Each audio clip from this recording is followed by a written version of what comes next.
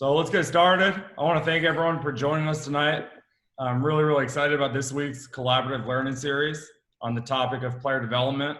We have two great speakers that I know we will all learn a lot from. We have some new faces with us this week in the audience, so I'm excited about that. Before we get into it, however, I just want to bring the George Floyd tragedy to light. I know that we have a strong Minnesota contingent with us of people that live there or grew up there or have strong ties to the state. I went to school there for a few years. So this happened in all of our backyards. And sadly, it's just another example of such a horrific and discouraging and disappointing event, which we've seen too often throughout history and especially over the last few years. So I know that personally, I need to do a lot better job of being aware of the unfair and unjust privileges that come along with being a white male. I don't have all the answers. I don't know if I have any, but I would just challenge everyone that's with us tonight, especially the white males, to try to make an impact moving forward. And it doesn't have to be a big thing, but just your daily acts and actions, I think those always go further. And sitting there idly really isn't good enough. And we know that change has to occur. Just what we're doing as a country now is clearly not working. So we'll see what happens with the NBA over the next week or so with regards to returning to play. But I hope in the next week or two to have a collaborative learning series on the topic of diversity, within the realm of basketball and coaching, because I know that this conversation needs to be had more. I just want to share 4 quick things before we move on. The first 3 are quotes that have been circulating that I just feel are very relevant. The first one, Will Smith said that racism isn't getting worse, it's just getting filmed. And I think that it's just so deep and sadly true. Nothing's really changed. It's just more visible to us, especially in this age of social media. Martin Luther King Jr., he said, in the end, we'll remember the words of our enemy. We will remember not the words of our enemies, but the silence of our friends. And that's obviously very true. This third quote, I want us to read it together. Barack Obama tweeted it out this morning. I'll just read the first little bit, and then if someone else wants to step up and read, that'd be great. I want to share parts of the conversations I've had with friends over the past couple days about the footage of George Floyd dying face down in the street under the knee of a police officer in Minnesota. The first is an email from a middle-aged African-American businessman.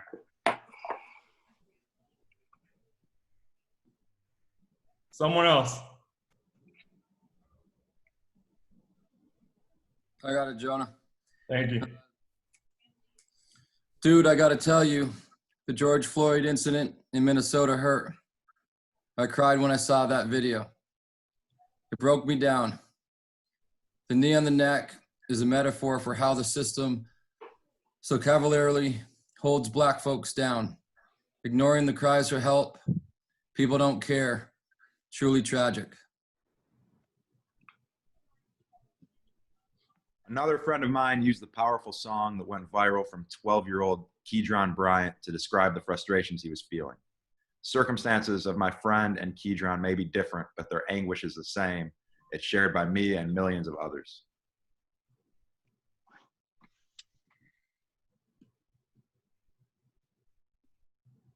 It's natural to wish for life to just get back to normal as a pandemic and economic crisis upend everything around us. We have to remember that for millions of Americans, being treated differently on account of race is tragically, painfully, maddeningly normal, whether it's while dealing with the healthcare system or interacting with the criminal justice system, or jogging down the street or just watching birds in the park. This shouldn't be normal in 2020 America. It can't be normal. If we want our children to grow up in a nation that lives up to its highest ideals, we can and must do better.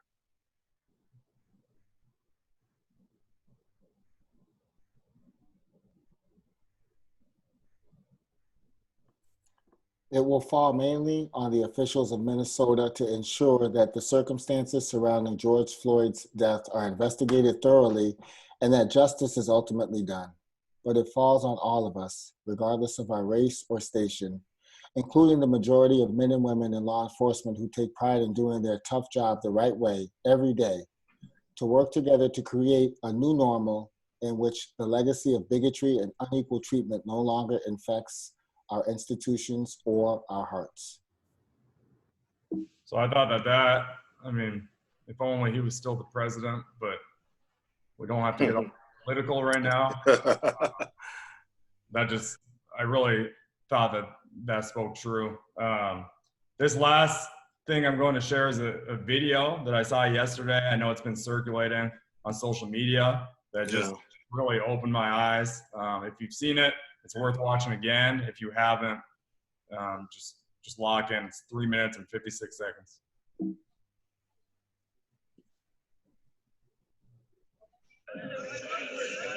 Shoulder to shoulder, take off your backpacks. Basketball, line up, we're about to race. And we are racing for a $100 bill. The winner of this race will take this. It's a $100 bill. Before I say go, I'm going to make a couple statements. If those statements apply to you, I want you to take 2 steps forward. If those statements don't apply to you, I want you to stay right where you're at. Take 2 steps forward if both of your parents are still married. Take 2 steps forward if you grew up with a father figure in the home. Take 2 steps forward if you had access to a private education. Take 2 steps forward if you had access to a free tutor growing up. Take 2 steps forward if you've never had to worry about your cell phone being shut off. Take 2 steps forward if you've never had to help mom or dad with the bills. Take 2 steps forward if it wasn't because of your athletic ability, you don't have to pay for college. Take 2 steps forward if you never wondered where your next meal was going to come from. I want you guys up here in the front just to turn around and look. Every statement I've made has nothing to do with anything any of you have done. Has nothing to do with decisions you've made. Everything I've said has nothing to do with what you've done. We all know these people up here have a better opportunity to win this $100. Does that mean these people back here can't race? No. We would be foolish to not realize we've been given more opportunity. We don't want to recognize that we've been given a head start. Now, there's no excuse. They still got to run their race. You still got to run your race. But whoever wins this $100, I think it'd be extremely foolish of you not to utilize that and learn more about somebody else's story. Because the reality is, if this was a fair race and everybody was back on that line, I guarantee you some of these black dudes would smoke all of you. And it's only because you have this big of a head start that you're possibly going to win this race called life. That is a picture of life, ladies and gentlemen. Nothing you've done has put you in the lead that you're in right now. When I say go, on your mark, get set, go!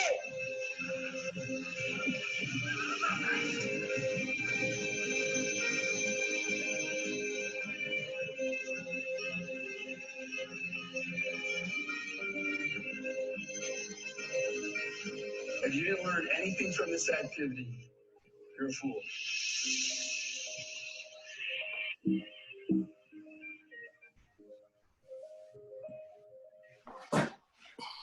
So I think that's a very emotional video, but very real. I don't know. I just want to open the floor up. If anyone has anything to add on this topic or suggestions on meaningful steps to take, please step up and share your mind.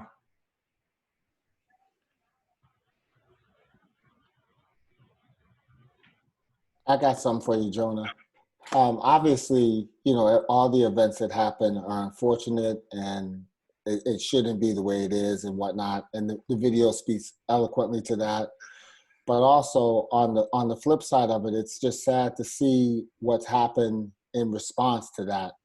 And that, you know, that's something that we all have to work on too, that we can't respond that way.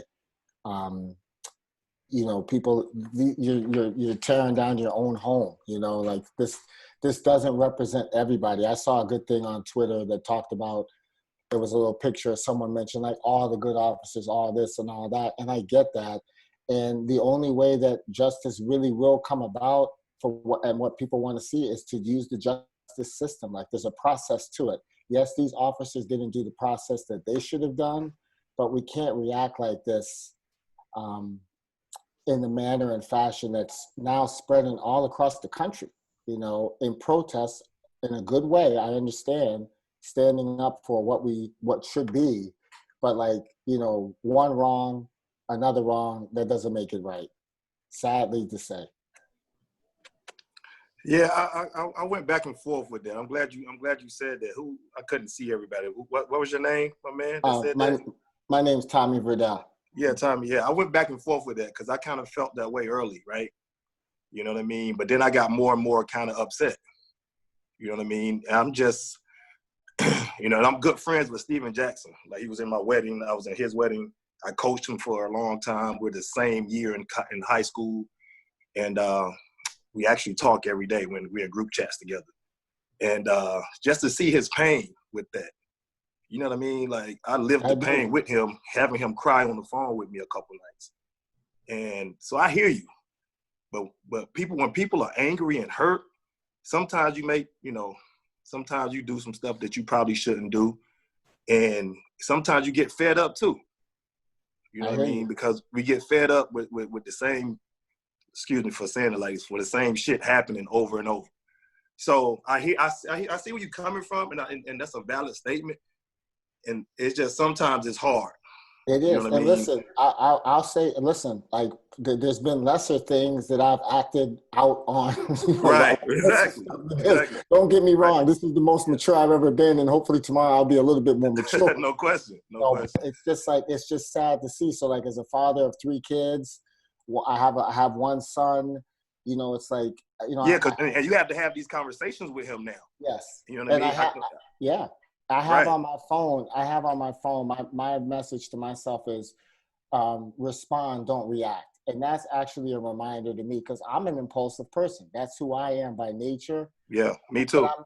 You know, so like, and I feel the pain. I do. I just also know how like it, you know, when the outcome is this, people try to flip the story. They try to get away from what really happened. They try to make this become the issue instead of what the issue really needs to be. Exactly. And that's why I really say it that way. And you're right. When people get upset, angry, they have emotions, you don't always do the right stuff. I've made many mistakes in that ilk. But right. And we just have to be better. Yeah, and I'm sure now, you know, you got to have a conversation with your son instead about the birds and the bees. Now you got to have a conversation with him like, yo, this is what you got to do when the cops stop you. You know what I mean? Like, that's a whole different conversation. And I have to do that as a 42-year-old black man. I still got to know that right now if the cops pull me over. And you know, being successful and having a bit of success in my life, I still got to, you know, it's tough. It's a tough situation, man. Yeah. But I understand where you're coming from. You know what I mean? It's just, you know, it's when you hear your friend that's, you know, when you hear them crying like that, you get angry. You want to help them. You want to try to help them in some kind of way. And it's like, you know, it's just hard. You know what I mean? So, because I've been going back and forth with that. You know what I mean? I've been going back and forth with that. Like, damn, man, let's not do that. But when people are tired and hurt, man, especially a people that has been down and oppressed and going through certain shit, you know, that's all they kind of know sometimes. You know what I mean? And I'm not saying it's right, I'm just saying I understand. That's all I I'm do. saying. I understand. I do too. I really do. I just know like also how it'll get spun. It'll get spun. You know, it'll change where the light needs to be shined on. It won't get, because like just look at the news now. Look at the news. Or just Yeah, click but on the TV. You know.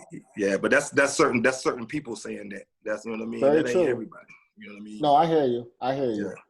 But yeah, I'm done. That's it for me, Jay. Appreciate it. Anyone No else? doubt.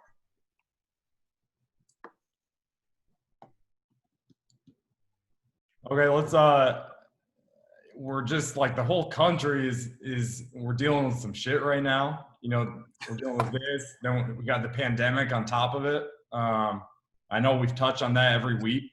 I want to take a little bit of a different approach this week when talking about COVID-19. Obviously, I hope everyone's staying safe and we're all continuing to be thankful to those serving in the healthcare communities.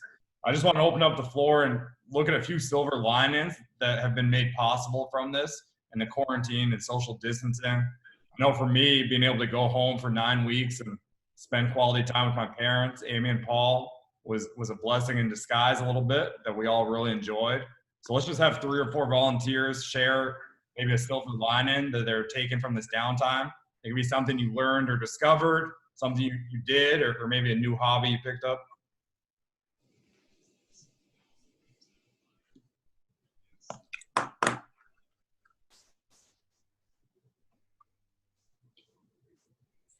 Don't all John, jump at once.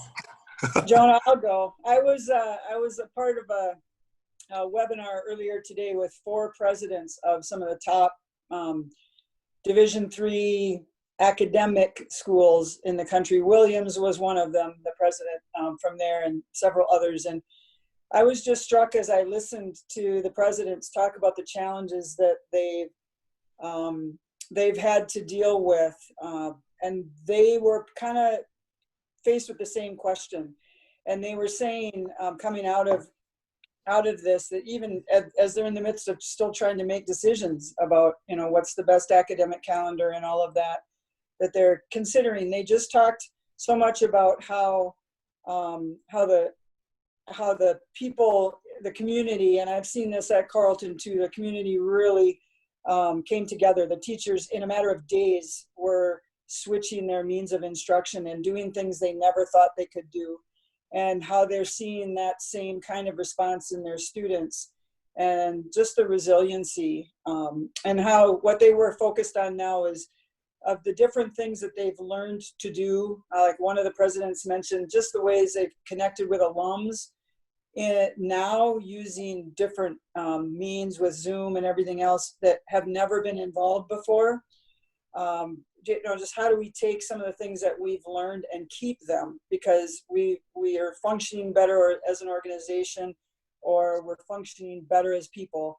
And when things settle down, how do we hang on to those things that were really lessons that we learned from the whole experience, and how do we encourage our athletes, our students to do that as well? Awesome. Thanks for sharing. Someone else? Jonah, I'll go ahead. I'll take the opportunity to, I guess, elaborate a little bit on what I saw in my coach and my university and my staff. This was my first year at St. Louis, and I didn't really know what to expect, and I came in late, and I was grinding as a video guy. I only got to know the angry side of my coach and Travis Ford, and I saw maybe some of the darker times when we were losing early on. And when this whole thing came around, I've never seen a more generous man. He calls every single member of the staff, from me to the assistants to the managers and the players, every single day, making sure that everyone's okay. The AD texts everyone every day, and it made me realize, you know, sometimes I wish, like, you know, it would be better off in the NBA, or I'd be better at a D2, you know, whatever you think you need to be where your feet are. And I never realized, you know, how blessed I am to be a part of what truly is a family. And a lot of people say that, and a lot of other places do, but like we talk about in these trying times, that we need to count our blessings. And I know a lot of other people are in the same boat, and that's definitely one of mine. So if you're ever looking to work for Travis Ford, he seems like a fiery guy, but I promise you, he's a sweetheart. So That'll be mine. I'm from Amherst originally, so Oh boy. no comment. No, I'm just joking. Maybe one more person.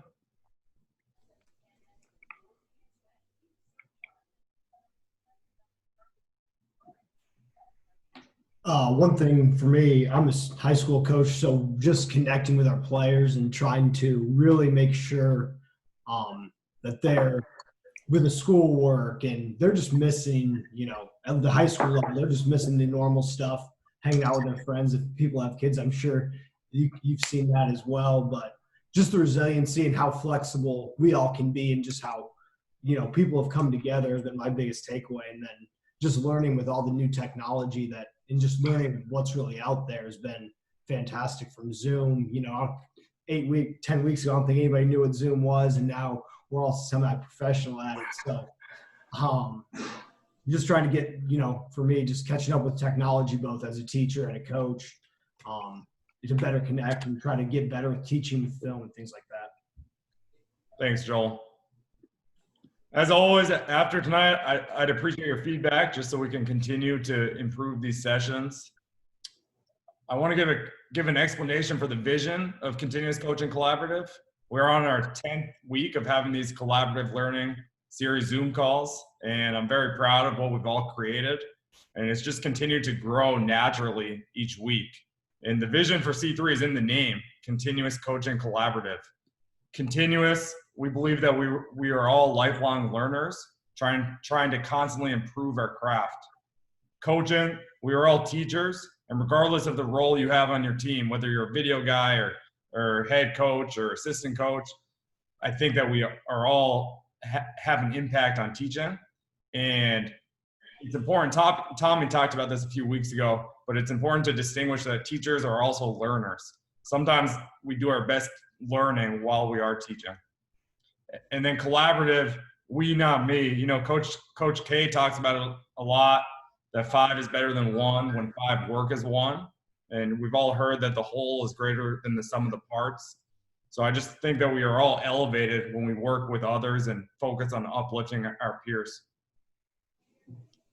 Thinking about this week's topic, player development, this has been another, we had a analytics Zoom call a few weeks ago, and player development, this is another kind of buzzword that's been very popular in basketball over the last 5 or 10 years, especially at the NBA level. And it's gotten a lot of publicity, but it's just ironic to me because I think coaches have always focused on player development. And now maybe there's a name for it, or there's more player development coaches. And a lot of people are claiming to be experts and have a secret new drill or the secret sauce, whatever it may be. But to me, this skill improvement is and has always been a part of coaching. The one point I want to make is that you should just try to tailor your player development program to your program.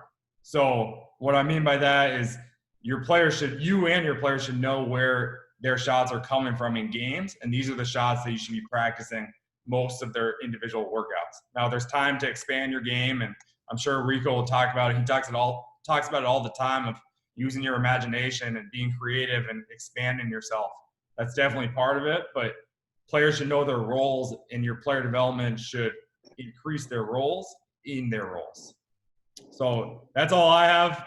Before we dive in, I think just about everyone's on mute, which is great, but we really want to turn this into more of a conversation than just 2 talks. So hopefully there'll be questions and comments throughout from the listeners. Anyone have anything before we dive in? Hey, Jonah, I'm just going to say I appreciate you taking the time. We're here for a basketball chat, but we can't turn a blind eye to life's events and what's happening in the world. And you didn't have to take the time to do that, but that shows the person that you are right there, man. So I appreciate that, and I think everybody does as well. 1,000%. 1,000%. I appreciate that. I think it's, there's always someone saying something. Yeah, no, it was Jonah. I just want to jump in at Zach here, and kind of to back up TV's point. I appreciate you doing that, and I'd encourage everyone on this call to take some time and don't neglect your role in your players' lives, and talk to them about what's going on. have conversations with them, get them to speak on it, get them to express their viewpoints. I think it's very important that you step out of your role as simply a basketball coach and just converse with them, hear their thoughts, hear their viewpoints, and encourage them to speak their viewpoints to other people on the team and also to you. You can learn something, but also you can embolden them by empowering their voice and getting them to vocalize those thoughts. So, Jonah, I appreciate that, and I also encourage everyone on this call to do that as well. Hey, and Zach, to that point, we actually did that with our team this morning, and we had a hour-ish call over Zoom with everybody, and the stuff that came out, you never would get out in any other setting, in any other situation. And it's gone on to all of us talking all day about it over FaceTime, one-on-one, whatever else. And you just feel so much, I don't know if closer is the right word, but everyone was so real and so authentic, and they weren't trying to be fake and anything. And it was extremely valuable for our program, we thought. That's awesome. Well, I appreciate everyone talking about this. And, I know for me, it's easy to get locked into what we do. And, in the NBA, there's so many games that it's easy to lose sight of the bigger picture. And there are things bigger than basketball. And this is really that. So without further ado, though, let's hop in. Rico Hines is going to start us off. It's really hard to live up to a reputation. We've all obviously heard about Rico from afar. And I was blown away when I got to meet him this year and had the pleasure to work with him up here in Sacramento. He's everything you hear about and more. He's obviously excellent at what he does on the court, but he's even a better person and one of the most loyal people I've ever been around. And he has this innate ability to just lift up others around him. So really everyone needs a Rico in their corner for life. I've learned so much from you, Rico, just watching the way that you go about your business, your professionalism, your persistence, and your care. So thanks a lot for being with us tonight. I know you have to run in a little bit, but Jonah, before you even go there, man, you guys have been doing this every week, and I'm mad this is my first week on it. You know what I mean? I should have been on it more. You know what I mean? That's my fault. But thank you for allowing me. Thank you for allowing me to come up here, number one. And this is fucking awesome. Yeah, I hope I don't offend people with the way I talk sometimes. I'm just passionate, and so I may use a couple curse words. I'm just very, very passionate, and I'm very thankful for this opportunity to do this with you, Jonah. Man, you say how loyal I am. You're probably the most loyal person on our staff. You know what I mean? Like you got our back. You make us look good.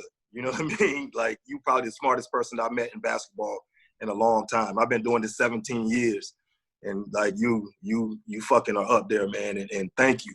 You guys, man, I know a lot of people are learning a lot of stuff from you. I learn from you every day. You know what I mean? And I'm very thankful that you having me here. And before you even go into that, like a lot of people have said some great words, right? Somebody said something about being resilient. You know what I mean? Somebody said something about, like, that's one of my favorite words. I think being a resilient person is the best type of person of all time. You know what I mean? Because shit happens, right? Like, stuff happens all the time. Like, look what we're going through now. But if you can be resilient, man, and you can always find a way to be positive, no matter what. And going back to my man Tommy, like we were just talking, right? And that's why I was feeling that way, because to know me, I'm always positive. I'm a positive person. Glass half full. Like, you know what I mean? For real. Because I just think that's how you should be. So that's why, when we were talking a few minutes ago, I was like, man, I understand where you're coming from. That's what I've been dealing with. But, hearing my friends cry to me like that, man, that was something different. But I'm gonna just go for a second, Jonah. Is that okay? Putting that with basketball, it's like, dang, man, like, okay, I have to take a step back and look at me. Like I always say, be positive. I always say, be resilient, upbeat. I pray every morning. Might be people who pray for different things or whatever, but I pray every morning to allow me to be able to help somebody that day. That's what I try to do every day. How can I help you in some kind of way? You know what I mean? Like, let me just help you. And I hope that contagious spirit comes out to other people. You know what I mean? Like, and that's the way I try to live it. So, you know, I don't want to be a hypocrite by saying all these great things about me. And then when I'm talking to Tommy, like, damn, man, like, because that's the battles though. But those are the battles, right? Those are the battles we kind of got to get through in life sometimes.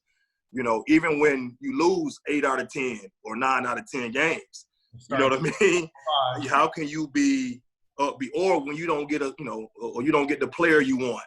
You know what I mean? Because I've been on that side too as a college coach. You know what I mean? I coached at St. John University for 5 seasons, had some great years, but we didn't get some players that we wanted. You know what I mean? And we went to the tournament a few times and we got fired.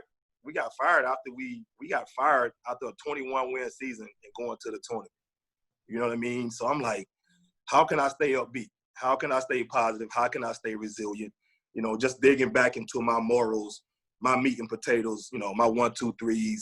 You know, I always try to go back to those two things, man, being resilient and being positive and upbeat. You know what I mean? So I think, you know, for me, that's why helps me out in trying times, no matter what the fuck is going on.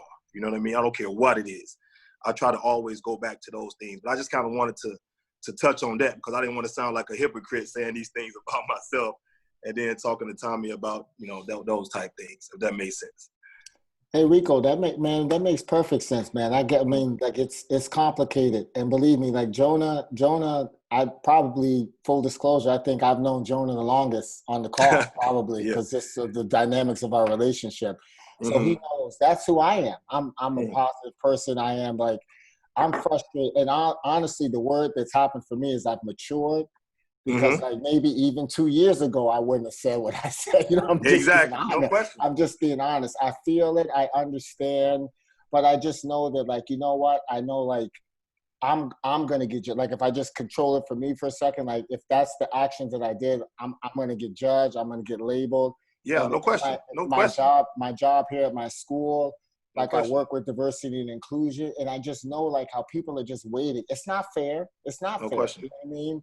But you know, people just wait. But like, you feel how you feel. There's nothing wrong with that. And like, you could be as positive as you want and be as pissed off as you want to. Right. Yeah.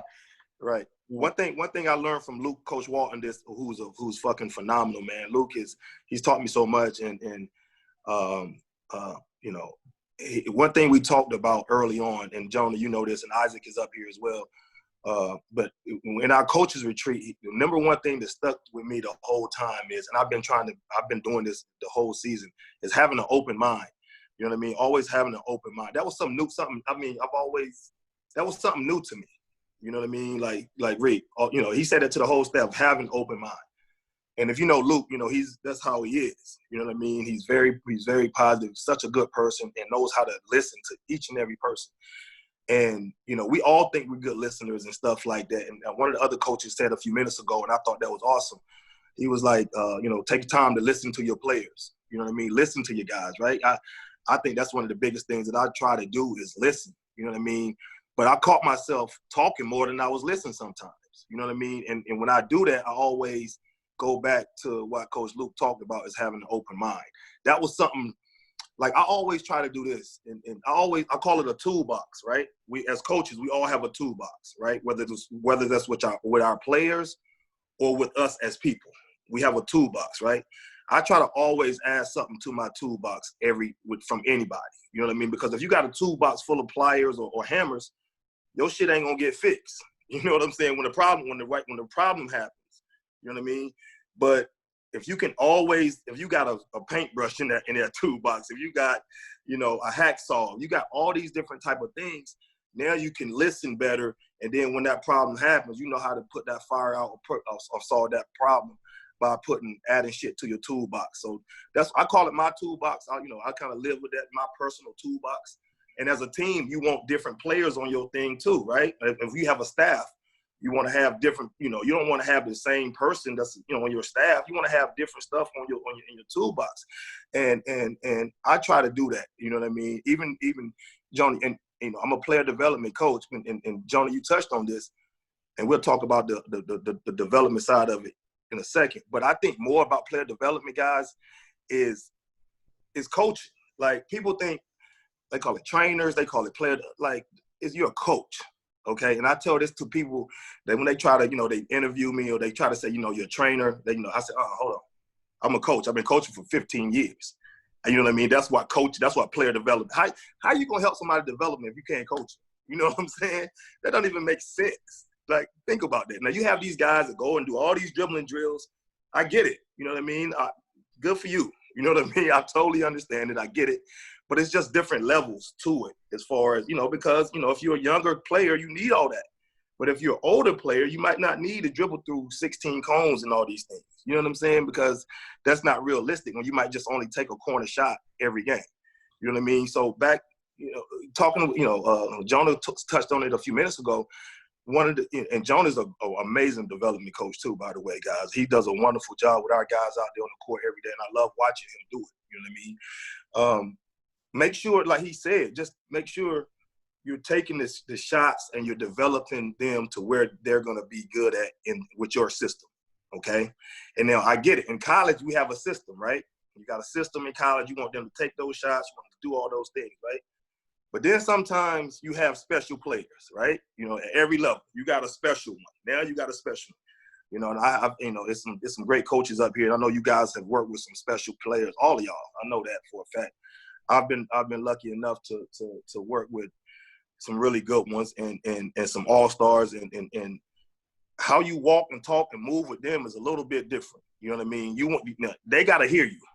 They really got to hear you. They got to hear. Now, all good players got to hear you, but they really got to hear you and believe in what you're trying to sell them to help them get better. I'll give you an example, right? Can I go for a while, Jay? Is that fine? Okay, my bad. I'll give you an example, right? Like, I had a kid named Pascal Siakam, right? Pascal Siakam came to me 4 seasons ago, almost five summers ago, right? 4 or 5 summers ago, I can't remember. When he walked in the gym and the people brought him to me, he was just a skinny, athletic kid, right? Skinny, athletic kid that wanted to be really, really good. I mean, he was fast, he was long, he was energetic. Nobody knew about him. I didn't know him. I had no idea who he was. I had no clue who he was when they brought him to me. And they said, Rico, we want you to work with him. We want you to do his pre-draft. We want you to do the whole thing, right? So I said, okay. And the first thing this kid walked up to me and said was, I want to be great. I said, okay. You know what I mean? I said, okay. What you give a kid, what you give them, they'll give back to you. You know what I mean? Like, the more you pour into them, they'll give it back to you. But something was different about him, right? I'm saying, okay, this kid is different. So we get to working out. I mean, we work out for an hour. We're doing every drill in the book. I mean, we're shooting, and guys, trust me, man. I ran after that ball. We shoot 100 jumpers in one spot. I mean, I must have ran for 2 hours. You know what I'm saying? Because he couldn't shoot. He could not do anything, right? But I'm gonna make it fast. He couldn't do anything. But the best thing about him was he had a contagious basketball spirit. His spirit was amazing. Like, you know what I mean? Look, you guys know that. You guys are all great coaches. When you got a kid, you like, man, I just love his spirit. Like, you know what I mean? He's a pleasure to come see every day. His spirit was amazing, right? So, okay, the Raptors ended up drafting him. They draft him. They take him, whatever, in the 20s.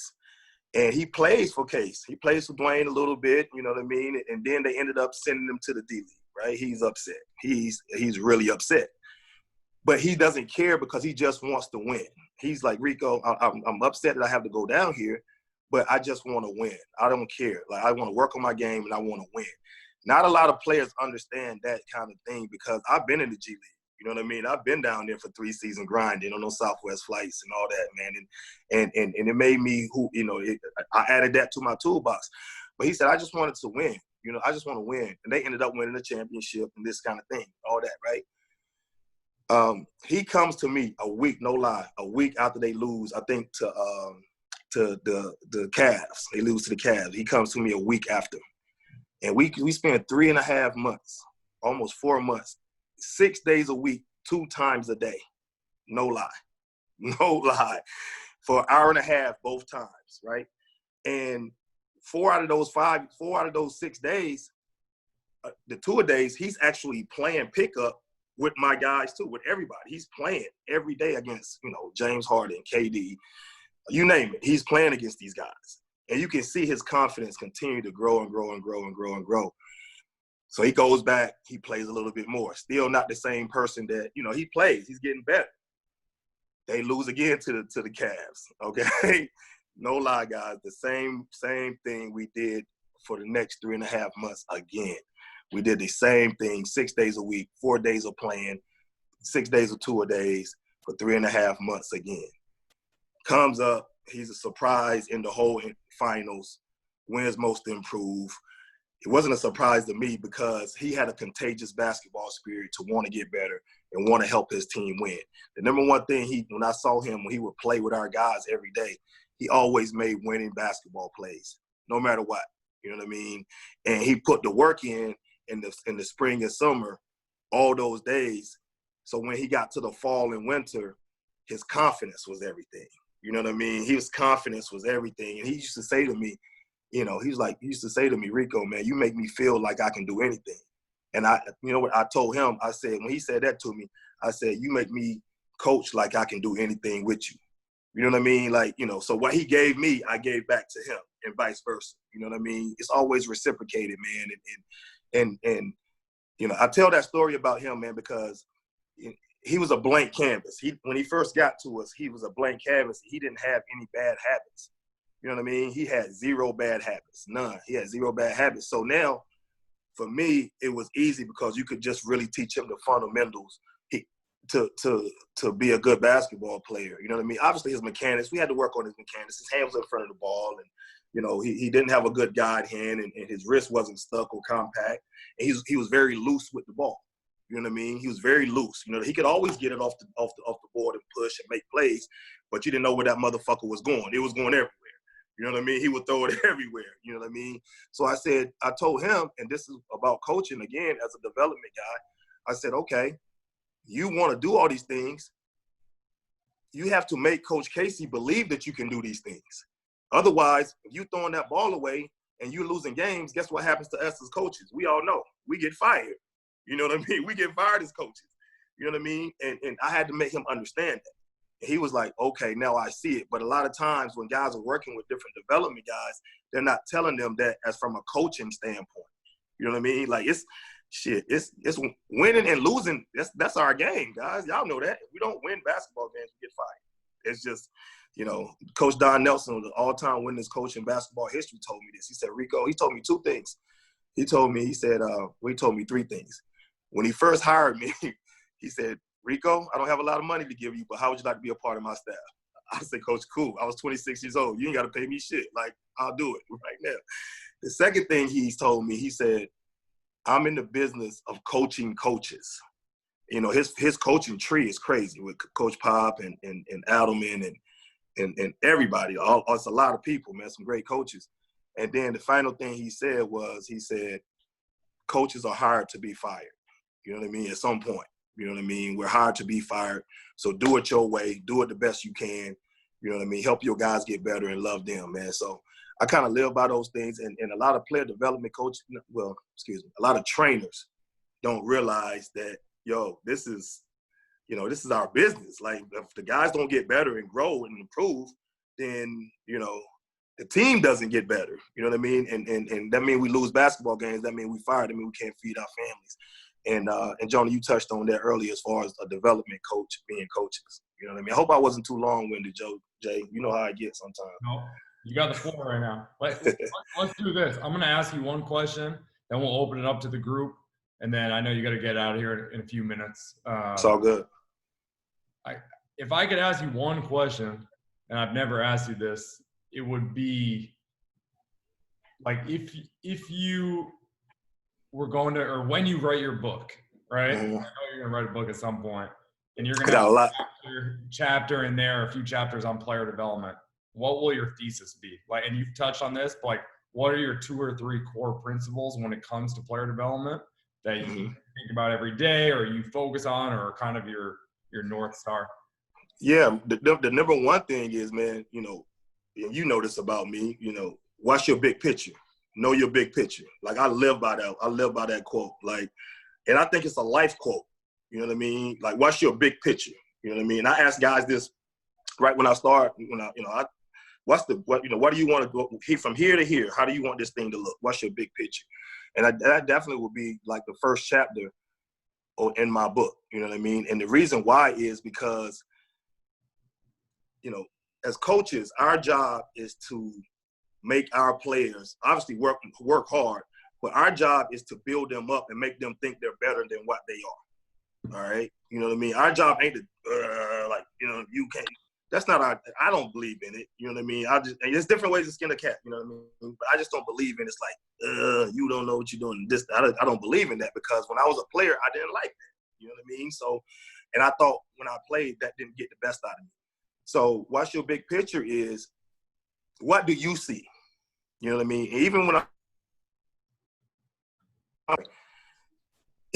I'm talking with, Fox, you know what I mean? Even when I'm talking with him, I like to start with, what do you see? What do you see? Because I'm going to tell you this, guys, and y'all know this. Every player sees something. They see something. You know what I mean? We don't know if it's right or wrong, but they see some shit. Like they see something. Unless they just got elevator music going on up there, they don't see shit. But they see something, right? So once they tell me what they see, then I work from there. Now they got a piece of the conversation, and they also have accountability. You know what I mean? Now we can have accountability once they tell me what they see, and then we go back and forth. We can have that dialogue because, just like my man, the other coach said earlier, listen. I want to listen to them. I want them to tell me what they see. So once we get that back and forth dialogue, now we can talk about the big picture and how we need this thing to look. You know what I'm saying? Now you can hold them accountable when they don't do that, because they already told me. They already told you guys. They already told us how they want it to look. You know what I mean? So that's one thing that I always try to talk about is the big picture of this thing. And then the second thing is and it goes right with the big picture. Knowing your big picture is what's your purpose? You know what I mean? Like, what's your purpose? What do you want to get out of this? Or you just out here playing 21, playing by yourself? You know what I mean? Like, how do you want this thing to look for yourself when you finish playing basketball? Do you want to wake up every day and say, I maximized my potential. I got every bit out of what I could get. And I could sit here and talk a bunch of drills with you guys all day. You know what I mean? All you guys have amazing drills.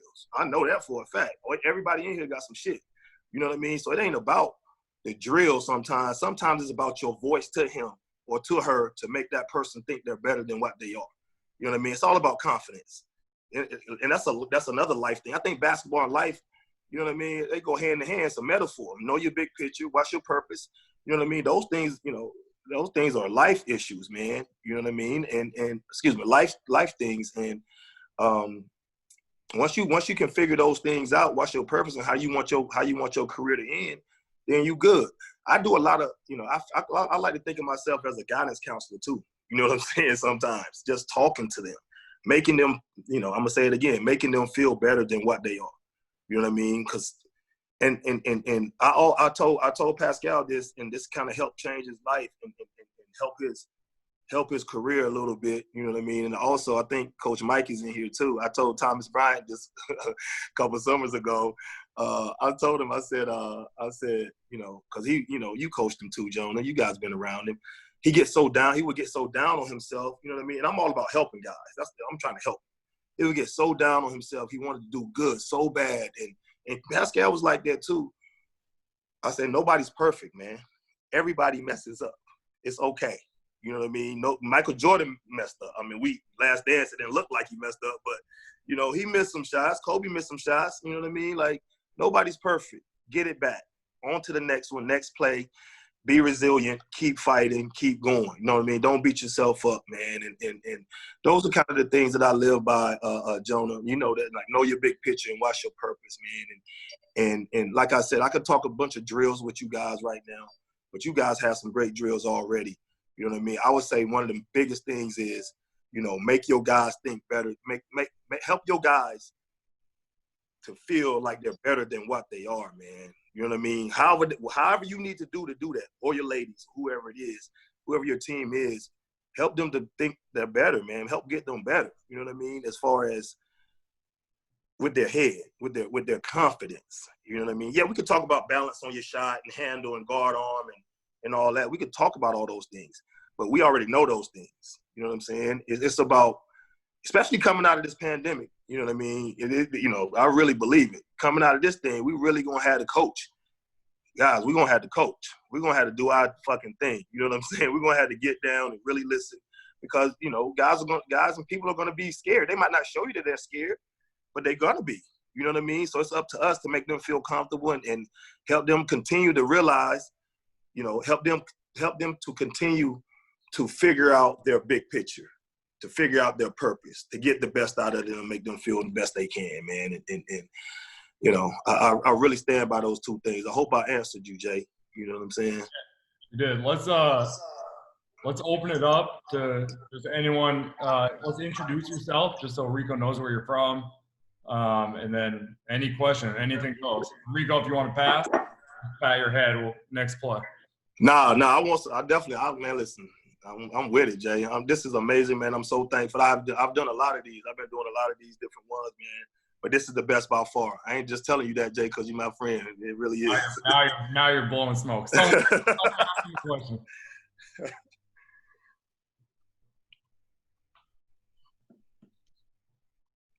I got a list of questions, so I can keep going, but I want you guys to. Hey, Rico, Joel Lincoln. I'm coaching high school coach in Portland, Oregon.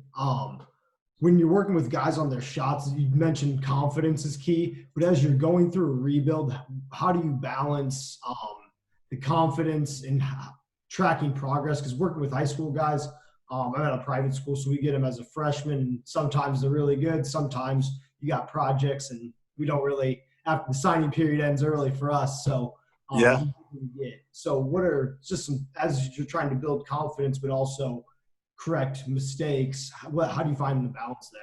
No question. That's a great question. Obviously, you always want to correct their mistakes and you make sure that their form is right? Each and every play, you want to make sure the form is correct. But a thing that I like to do is I like to track, you know what I mean? So they can see it. So basically, like, let's say, and only you will know that day how that particular player is rolling. You don't want to kill them, right? You want to make sure that they can see, when they walk out of there, they feel like they got better. You know what I mean? When they walk out of that gym, you want to make sure, you don't want them to leave feeling bad. You know what I mean? And especially for the guys, type of guys that you're talking about, I like to track. I like to, today you got to make, 5, whatever number you want and you think is best for them. Track them in those specific spots. You know what I mean? And keep it and have it somewhere where they can constantly see it. You know what I mean? Like a chart, a log. Okay, today you made this many. Because a lot of time basketball players, we all are, I'm pretty sure a lot of you guys are visual. We're visual people. You know what I mean? We like to see it. So if we can see, damn, today I made 8 out of 9, or tomorrow, or the next day you only made 5 out of 6. So now they can see it. And then you can talk to them about it and let them know, like, okay, that's okay. This is fine. But look, this is the big picture. We're trying to get to, start it early and then say we're trying to get to, if it's January, tell them we're trying to get to, March. By March, you're going to be making this many. Have a start and an end, a big picture of the whole thing, how you want it to look. And then they'll see the progress over and over and over. You know what I mean? Like, have them see it. You know what I mean? I think we log everything now. We log all that. So logging that stuff is huge to me. And then with shooting, obviously you got to get the form tight. You know how to shoot rugby. You know the routine as far as how to shoot. But that was going to be my next question. Thank you for answering my question. That was my next question was, how do you have players warm up, or what are different ones you use, or how do you let players establish that, or what type of warm up for form shooting? How do you teach it? Okay, yeah, that's great, man. I like to start, and I've learned, the funny thing is I learned this, Coach Mike, from Eddie House, one of the best shooters of all time, right? He used to, when I used to play against him, I played against him a lot. I mean, he would be out there early, and the first thing, just straight form shooting. You know what I mean? Straight legs, elbow, right in front of the 5 spots. And depending on who the player is, how much time you have, you can do 10 in that spot or 5 in that spot. You know what I mean? Go to 5 spots and continue to work your way out. But check this out, right? In those 5 spots, when the closer you are, you want to get all net. You trying to get all swishes. If it hit the rim, then it doesn't count. Like, let's say you need 5 in a row, or you need 10 total. You can start with 10 total. You want them to, you know, your proper form with the player, and then it has to be all net. You know what I mean? Now you're getting their mind together too. But I'm a big believer in form shooting close to the rim. The number can vary, guys. The number changes with each and every player. You only know, you know, you will know what number you want. But I love shots in a row. I think shots in a row helps your confidence. I believe in that. Like, you know, how many shots you can make in a row, because now you can get strings. You want strings. You're looking for strings. You know what I mean? Not strings of misses. You want strings of makes. You know what I'm saying? And I'm a big fan of that. I think it builds your confidence so fucking much, man. And I also like, you know, if you miss 2 in a row, you go back. Now you get the guys in the mindset of never missing 2 in a row. You know what I mean? If you miss 2 in a row, you go back. You miss 2 in a row, you go back. And when I had Steph, when I coached Steph his rookie year, our rookie year, man, I think we had 2 of the best shooters. Their rookie year when I was at Golden State, I think we had 2 of the best shooters of all time, Anthony Morrow and Steph Curry.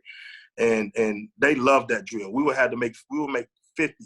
And if you miss 2 in a row, you go back. And they would never miss 2 in a row. It was crazy. So, you know, 2 in a row, I like strings of makes, and all net when you're doing your form shooting. All net.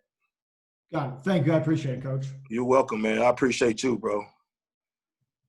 Rico, Zach Hamer here at University of Illinois. Thanks again for your time. It's been awesome so far.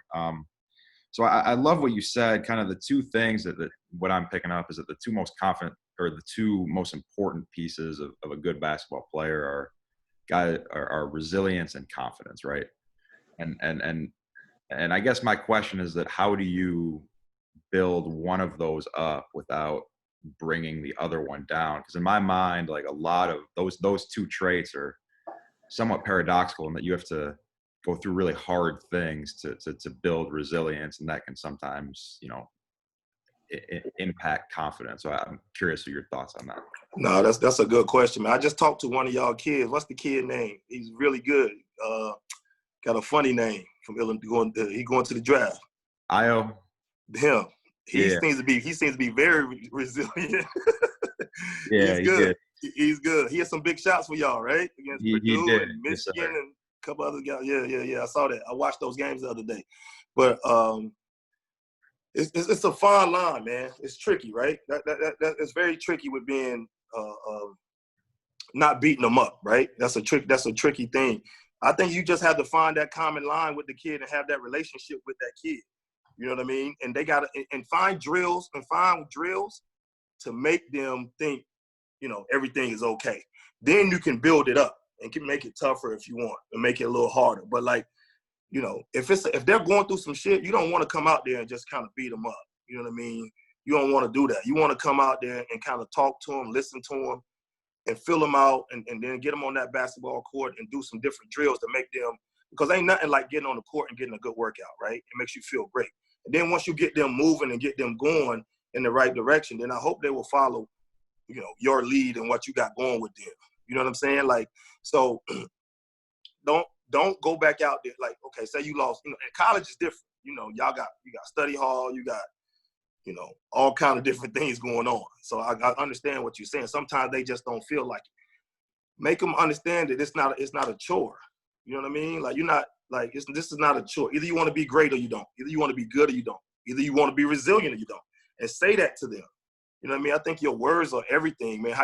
I think your voice is the best thing as a coach. Your voice to these guys, man, and how you talk to them, how you how you talk to them, and how you can get your point across to them. You know what I mean? And don't beat them up. I just say that. Don't beat them up. And do drills to make them feel they're better than what they are, no matter what's going on. If that makes sense. Absolutely.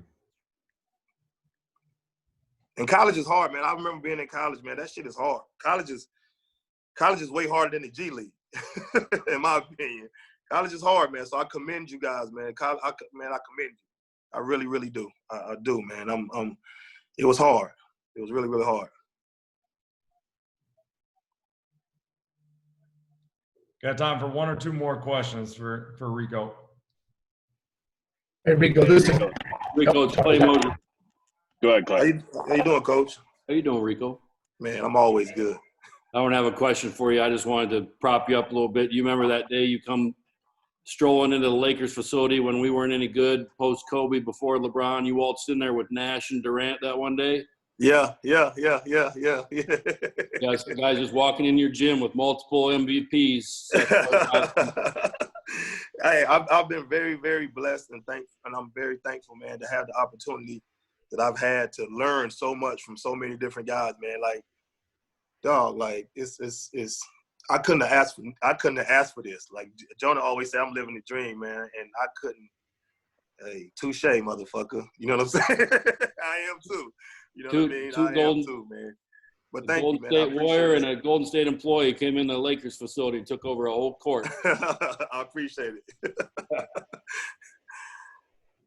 I was pissed at you that day. No, man. It's all about the guys getting better. That's it. That's it. As long as they get a little better that day, that's all we care about. That's all we care about, man. Like for me, and you know, it's just, you know, it's a different kind of, it's tricky now, but like I really care about each and every player. If I can help them get better, man, I want to help them get better because it helps the overall culture of the game.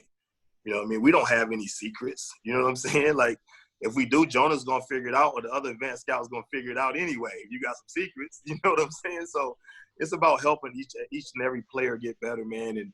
And the thing with Kevin, man, I've had the opportunity to work with him a lot because he went to my high school in Maryland. So we played for the same high school coach in Maryland. And one thing about Kevin, he's a gym rat, man. People don't understand that about him. He just wants to get better. I think, you know, some of you guys in here that know him, he just wants to get better, man. You know what I mean? In the NBA, sometimes we can be so picky about shit. It's like, dude, look at this guy. You know what I'm saying? We want to, he's very good. You know what I'm saying? And we talk about different players. You know, sometimes you just got to sit back and be thankful that you're watching greatness or you have an opportunity to work with greatness. And I think coming out of this pandemic, if we're not all better people, I know people have been saying this, but I'm trying to do this for me, and I know I'm gonna. Don't come out of this thing being the same person. If you was a sarcastic asshole or don't come out of this thing being the same person, man. You know what I mean? Like seriously, like because if we haven't figured out a couple things these past months, and then right before that with Kobe. Like, yo, it could, you know, shit could happen, you know what I mean, to any of us or whatever. So just love, live, teach, coach, develop, be the best version of yourself, man. Don't get mad about dumb stuff. Like, you know, let's try to figure it out. Let's try to figure it out together in the best way we can. You know what I mean? And again, Tommy, I hope I ain't sounding like no hypocrite, man. You know what I'm saying? But when we have those feelings, you know, just dig back into understanding about the stuff that we're going through right now, the shit that we're going through right now that we have no control over, and come out of this thing better, man, so we can help our players be better, because that's what it's about, helping them be better. You know what I mean? I get more. I'm sorry to cut you off, Tom. I get more. No, go ahead. I get more satisfaction. I'm sure you guys do too. I get so much satisfaction after seeing a guy starting to figure it out. They starting, you like, damn. And sometimes they want to give us credit. It ain't us. It's them. They're the one that's doing it. They putting in that fucking work. You know what I mean? We just along for the ride because everybody is touched with something, right? We're all touched with something, right? We touched with something. It's about how can we figure out and work as hard as we possibly can at the good things that we're touched with. You know what I mean? How can we work as hard as we fucking can at the things that we're touched, the good things that we're touched with, man? So when I see guys starting to figure it out, and you can see it in their face, you're like, okay, yeah, now let's keep going. Because of all the work. I mean, you know, like I said before, we could talk drills all day, and I'm sure Dave is going to talk some great drills with you guys here in a minute. But you know, I wanted to talk more about the encouragement side, the building side, you know what I mean, the positivity side of getting in the gym with these guys, man, and giving them your energy. Give them your energy. Sometimes I walk out of that motherfucker, man, I be in there for 8 hours, and I am exhausted. You know what I mean? Straight. I'm exhausted. But I still have that feeling after 17 years. I still got that same feeling of sleeping on my friend's couch at 25, 24, finishing up college, not knowing what I'm trying to do.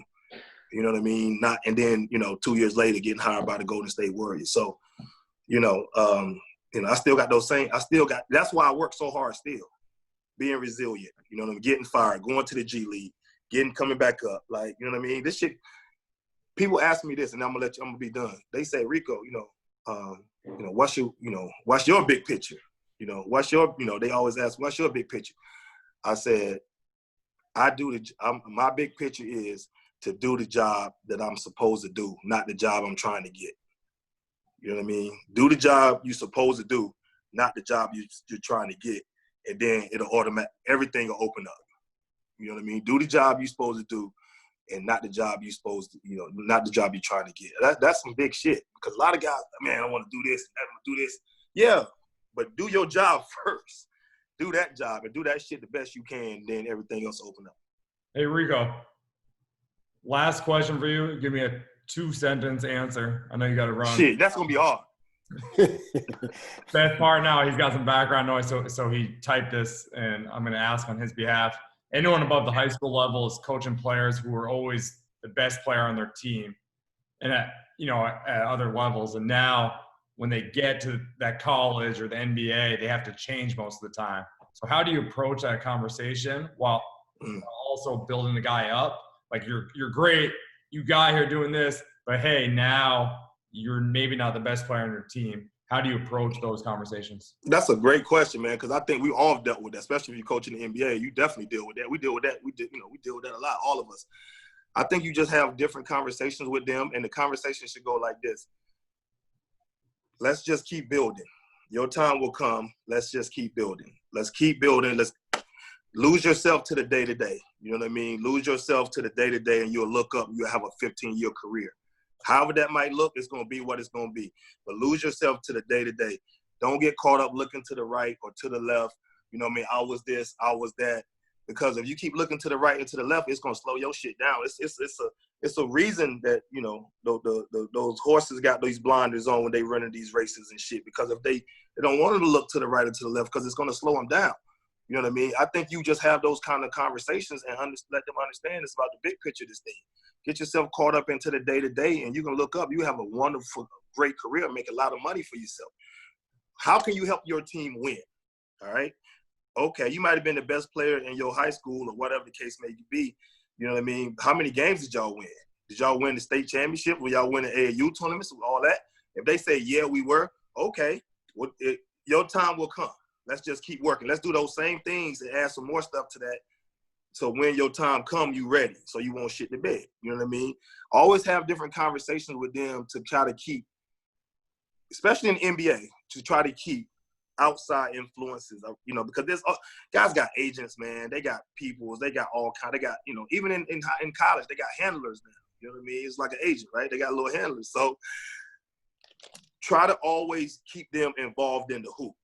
Your game will speak for itself. You know what I mean? Now, if you out there doing some shit you ain't supposed to be doing, then okay, you're gonna sit down. I think I'm very honest. I'm a very honest person. I think the more honest you can be helps guys with their confidence. You know what I mean? I can talk with a player and tell them they ain't doing shit, but make them feel like they super good. You know what I mean? Real talk. Like, I mean, you gotta be like, because most good players want to be told the truth. Not beat them down, but just tell them, yo, you went 0 for 8 today, last night, but that's okay. That's fine. You know what I mean? We're going to work on the next game. You're going to be good. Or sometimes just don't say anything at all. You know what I mean? But to answer your question about those really good players, because we all deal with that, work. Let's go to work. Your time will come. Just make sure you don't shit the bed when your time does come. Let's get in there. Let's put the right work in. Let's do everything we're supposed to do. So now the onus is off you. You doing what you're supposed to do. I think, and you guys know this, I think success is all like, different levels to success, right? Success is what you want to make. As long as we work as hard as we fucking can, right? We do everything we can. Like, we do everything we can in life to be the best person we can be. We will never be unsuccessful. And it's the same thing as a basketball player. No matter what you might reach or whatever, you did everything. I know that it sounds cliche, but that's success to me. I know if I do everything I'm supposed to do, if I work as hard as I possibly can, and I treat people right and I'm the best person I can be, I know I'm going to be successful. You know what I mean? When I got fired from St. John's, man, I was like, that's when the resilience thing kicked in. I was like, all right, you know, I wanted to try to do some college things, and I said, you know what? I'm gonna just go back to doing what I do, being in the gym with guys. I'm gonna just go, and I was lucky enough to still have great relationships with all the guys that I had got ready for pre-drafts and did all these great things. It was like Trevor Ariza and Bobby Brown and Pooh Hart and Pooh Jetta and James Harden. I just was lucky that I had all these guys that I used to work with anyway. You know what I mean? So, boom, Rico, I want to work. Let's get some work. This is a week after I got fired from St. John's. I just said, you know what I'm gonna do? I'm gonna just outwork everybody that I can. I mean that. I'm gonna just stay in the gym, just like I was that 24-year-old. I'm gonna stay in the gym all day with these guys. Anytime they ask, I'm gonna get in the gym with them. I'm gonna work with them. Now, obviously, I got paid good too for it, you know, from it, but it wasn't even about that. I just wanted to outwork everybody that I could, just so I could get back to doing what I needed to do, man. Because I wasn't, you know, I know it's about relationships and stuff like that. It's just for me, I'm not like the you know, it's just not me. I just knew how to work. You know what I mean? I just know how to get in. I'm a great guy. I want to talk to everybody, but I know I don't know a lot of things, but I know the basketball court. So I went to where I was most comfortable and where I felt that I could make the biggest impact on people, and it worked out for me. So. Rico, appreciate you, man. I know you got to run. You stayed 6 minutes past your deadline. No, we're good. We're good. You spending some time with us tonight. And no, thank you for having me, Jonah. Guys, you know, if any of you guys ever need anything from me, hit me up, man. I promise you. Just DM me. You know what I mean, and I'll get back to you. I promise you I will. And we invite. You know, we in this shit together, guys. We are, man. I mean that. You know, I love you, Jonah. Isaac, you know how I feel about you. You know what I mean. Thank you for having me, man. And anytime any of you guys need me, I'm here for you. I mean that. Coach Mike, keep it going down there, man. Love you too, Rico. Appreciate it. All right, I'll see you guys. We're going to go to Dave Severns now. Super Dave, the man, the myth, the legend. The first time I learned of who you were was through your blog, Gym Rat. For those that didn't have a chance to read it, this thing was epic. And you talked about a lot of different concepts, a lot of terminology. It was really before a lot of people had blogs and podcasts and all of that. So please bring it back. But you had your email on it. And I remember being with Anthony, who was on the call with us tonight. And I emailed you about triple drag, and you replied that night. I thought it was the coolest thing ever. Then a few years after that, I was sent a link to the 2015 NAU Coaches Clinic where you presented on pistol offense. And I think most of us have seen that, just another masterpiece. Fast forward a few years, you know, through the NBA and at the Nike Elite Camp, I had the pleasure to meet you, and he's just a phenomenal teacher, but even a better person, always has a smile on his face. And I'm lucky that I get to see him so much out here on the West Coast, as we're often both at game scouting. And you guys will see Dave knows more than I will ever know about basketball. You know, he's forgotten more than I will ever know about basketball and just the ability to teach. So we're fortunate to be joined with Coach tonight. And take it away, Dave. That's just because I'm way older than everybody on this thing, Jonah. Hey, it's great to see some people here that I haven't seen in a while. Coach Longobardi and Clay Mosier. You know, some of the young guys, Joe Lincoln, who I've worked with. This is terrific. Jonah, really appreciate you having me on. And just a little bit about Jonah. You know, the first time I really got to know him was at the Nike, what do they call it, the Skills Academy or whatever. And I just known Jonah kind of as an advanced scout, but to watch him work on the court with players was tremendous. He's one of the best young coaches that we have teaching this game. And probably the best thing that I can say about Jonah is the guy's got no ego at all. So thanks for having me, Jonah. Hey, you know, since we've been on hiatus for the last 3 months or so, I've done a lot of these virtual clinics, but I got to say, this is the first one that we've ever had a player on the clinic. Luke Cornett, how's your ankle? It's doing all right. Yeah. Okay. Progressing. Good. Yeah. Yeah, I know you heard it there in February, but hey, this is great to have a player on there because everything we do is all about the players. So, Luke, if you have anything to, to contribute or something that you agree with, don't agree with, feel free to speak up, because I think that's terrific, Jonah, that we have a player on here. We should have some of our guys on here. Maybe they could learn a thing or two, huh? We'll send them a link. Yeah. And then send them up to Zach. How about that? Hey, just before we start, quick update on where we are from today.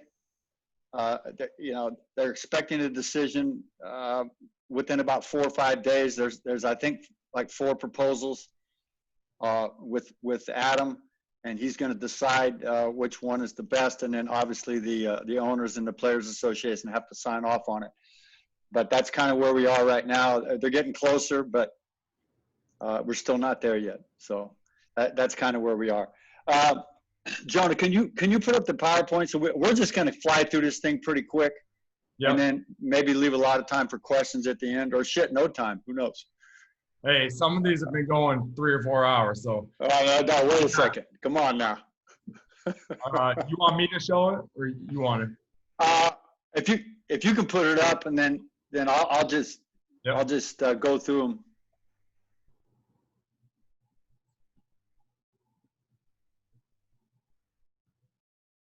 It's good to see. I don't know many of you, but it's good to see the college coaches on here too, John.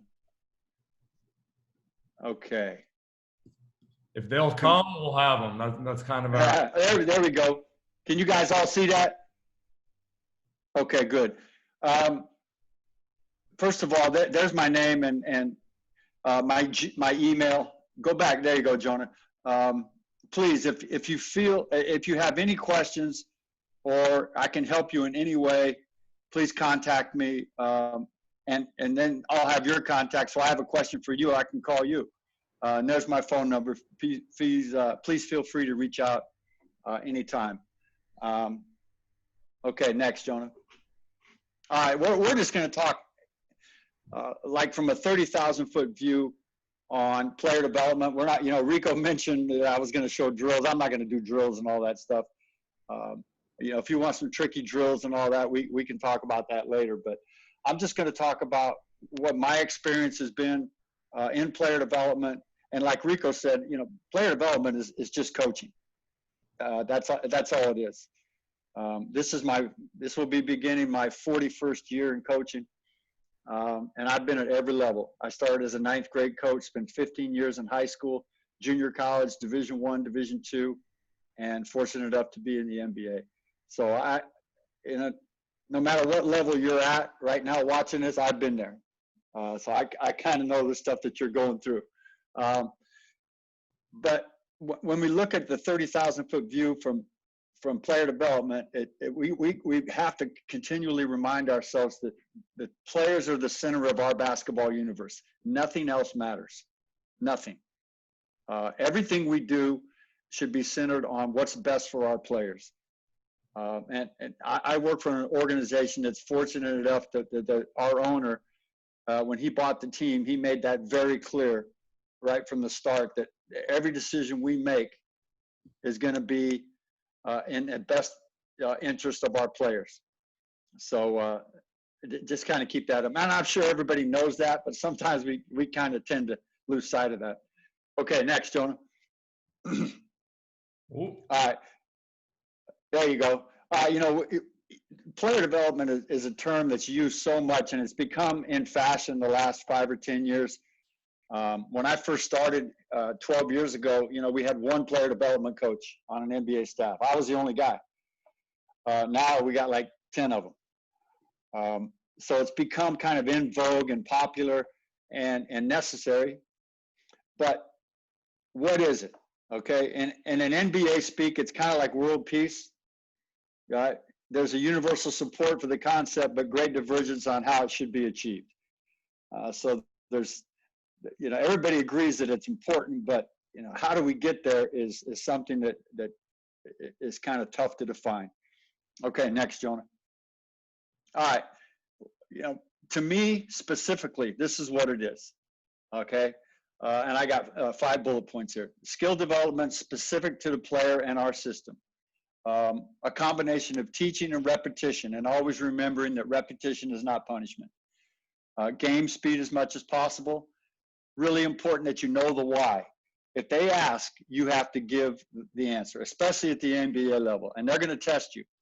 If they ask, you better know the why, and always be prepared. The days of because I said so are long gone. Okay, so you better know the why if they come to you with questions. And the next thing is be flexible, ready and willing to adapt on the fly. And I think these last 3 months have showed us anything is that we all better be flexible. Shit, we never saw this coming on March 10th, where everything is just going to be shut down. And we've all had to be flexible. We've had to adapt on the fly. And the same thing goes true when we're working with players.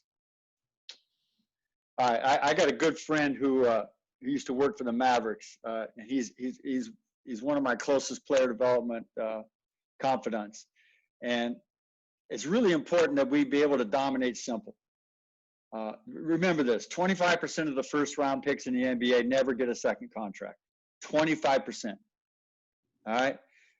Study a player that's similar to you. 10 to 15% of the players get 80% of the shots. Okay. So most guys, and we're going to talk about role players later. Most guys are role players. Almost every guy in the NBA is a role player. What skills will get them into a game? I think that's, you have to understand and evaluate the player and determine what the skills are that are going to get them into a game. And it's usually a very simple skill. Okay. Streamline your skill set and your teaching. All right. The 30-foot sidestep 3-point shots after 13 dribbles are probably not going to get a guy into the game. Okay. So you need to streamline the game for the player. All right. Next. I just talked about role guys. 80% of the league and 80% of your team, high school, college, are made up of role players. You're going to have 1 or 2 guys, and if you're really lucky, 3, that are going to be the stars of the team, that are going to get the majority of the shots. And role players and guys, and when I worked for Doc on the coaching staff, one of the biggest things he did that made him successful is he got the role guys to understand and buy into their roles and be a star in their roles. And I pictured these 5 guys up there. Some of you guys might not know who these guys are. Luke probably does. But there's some guys you might not know who the hell these guys are. But these are guys that I've been fortunate enough to coach that have been unbelievable role players. Randy Foy, Kirk Heinrich, Ronnie Turioff, Cole Aldrich, Taj Gibson. These are the guys that keep your team together. They're the role players. They're the glue type of guys. And getting them to be a star in their role is really, really important. Okay, next. Hey, Sev, how did Doc get Joel Lincoln, Portland, Oregon? How did Doc get those guys bought in? You said he did a great job of getting the players bought in. What did he do specifically, if you can share? Yeah, he threatened to cut them if they didn't.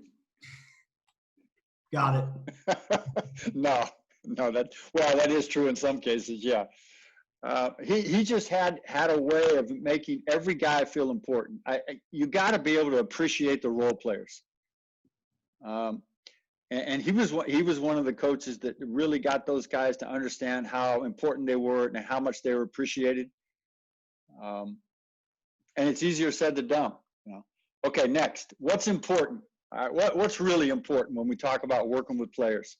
And this comes from a guy who is kind of the mental coach for the Mavericks, also works for the Texas Rangers baseball team in the offseason.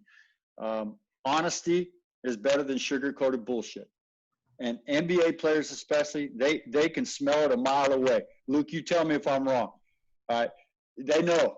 Okay, if you're bullshitting them, they're gonna smell it a mile away. You got to be honest with them. Now, if you're honest with them, they may be pissed at you for a couple of weeks, but if you lie to them, they're going to hate you forever. The 3-foot rule when talking with players, I really think, the 3-foot rule, be within, now I guess it's 6 feet, right? We can't be 3 feet anymore. We got to be 6. But anyway, be there within their bubble to talk to them. And if you want to be taken seriously with the player, be consistent. They got to know every day that you're the same guy walking through the door. like I was a public school teacher for 25 years, and in my classroom, and the kids would come in and say, "Mr. Severns, you in a good mood today?" I say, "You guys know I'm the same guy every day, okay? So you don't have to ask me tomorrow because I'm going to be the same guy." So if you want to be taken seriously, I think you need to be consistent, especially when you're dealing with older players, college and professional players. Chips. You start with the chips, the $1 chip. What's a $1 chip? Well, if I'm having a conversation with somebody, if I'm talking to Tommy Verdell for the first time, I never met you, I don't know you from anybody. But if I'm talking to Tommy for the first time, we're going to start with $1 chips. Tommy, tell me about yourself. Where are you from? What's your family? Where'd you grow up? And then we're going to get it to the $5 chips, and we're going to get a little deeper the next time. And then we're going to get a little deeper with the $25 chips. And, you know, eventually we're going to get to the $100 chips in our conversation where we're having deep, meaningful discussions about stuff. All right. And always remember this, motivating an athlete is probably the most difficult thing to do in sports. And if you don't start with those chips and develop that relationship and talk with guys, you're never going to be able to motivate them. Okay, next. All right, so who's important when it comes to player development? Number one, the player. Okay, if they don't crave it, then improvement is not going to happen. Second person, and to me, might be the most important. See, everybody talks about the player development coach, the trainer, the this, the that, the assistant. To me, the head coach is probably the most important, because if they don't get into games, then they're not going to improve. I don't care how much 1-on-0 you play pregame, 1-on-1, 2-on-2. You know, if you don't play in games, improvement can't happen. So the head coach is probably the most important person in player development. Then you have the assistant coaches, what they call the player development coaches, the trainers. Those are the guys that need to execute and prepare the plan. And if you don't have a plan for those guys, you're wasting your time. You're wasting their time. If I were working with, if Luke Cornett came into our gym tomorrow and we traded for him, and he walked into our gym, by the next day we'd have a plan for Luke. You got to have a plan. You can't just wing it. You got to have a plan. You got to execute the plan. Okay, next. Rebuild. If you're in a situation, say you're a college coach or a high school coach, and you're in a situation where you're coming into a team that you have to rebuild, all right? The head coach I saw recently said that the most important element in player development, even in a rebuild, is sending the message to the young players that there are consequences to mistakes. Just because you're a young team and you're rebuilding and maybe you're getting your ass kicked, you still need those young guys especially to understand that there's consequences to their mistakes, and you can't just let stuff slide, you know, especially in a rebuild. Okay, next. All right. What can you do as a coach to get an average player to become an above average player? And you guys can see the pictures there of, you know, Giannis when he was young and Giannis now. And for us in the NBA, that it's small steps, it's baby steps. That's taking a minor leaguer and making him a roster player, or taking the guy that's a roster player and making him a rotation player in the 8 or 9 man rotation. What can you do to get a rotation guy to a key reserve, from a key reserve to a starter to a top starter, which we consider with our team, a top starter would be, you know, top 10 in his position in the league.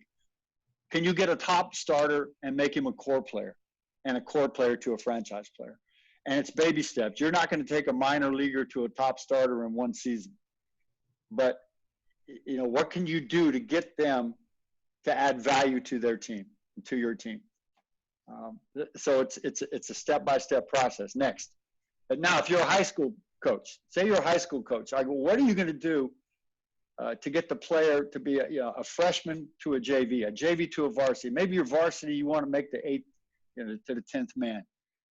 8th, you know, the 10th man, now you want to be a starter. But say you're a starter, you want to be all league, or all league, you want to be all state. You got to understand that there's steps to the process, okay? So your job as a coach, no matter what level, is to get guys to move up in that order right there. Okay, next. in our business, it's, we're a result-oriented business, especially at the NBA level. I mean, results is really all that matters. Let the work speak for itself. This second one is something that's really in the past 5 or 6 years become, our game has been inundated with NBA trainers. Okay, it's kind of become a cottage industry of its own. And a guy will say, I'm an NBA trainer. And you see him working with kids. Well, what does that mean you're an NBA trainer? That shit, you wear NBA socks? You've worked with, you passed the ball to one NBA player for 10 minutes one time, and all of a sudden you're an NBA trainer? So, just be wary of, and there's some good ones. But I think we have to let the results speak for themselves. The impact of social media is taking over our craft as coaches. I think we can all agree to that. That's probably one of the biggest changes in the last 25 years, along with the three-point shot, that's impacted our game tremendously. Self-promotion, money, branding have all replaced, in my opinion, good teaching, sound fundamentals.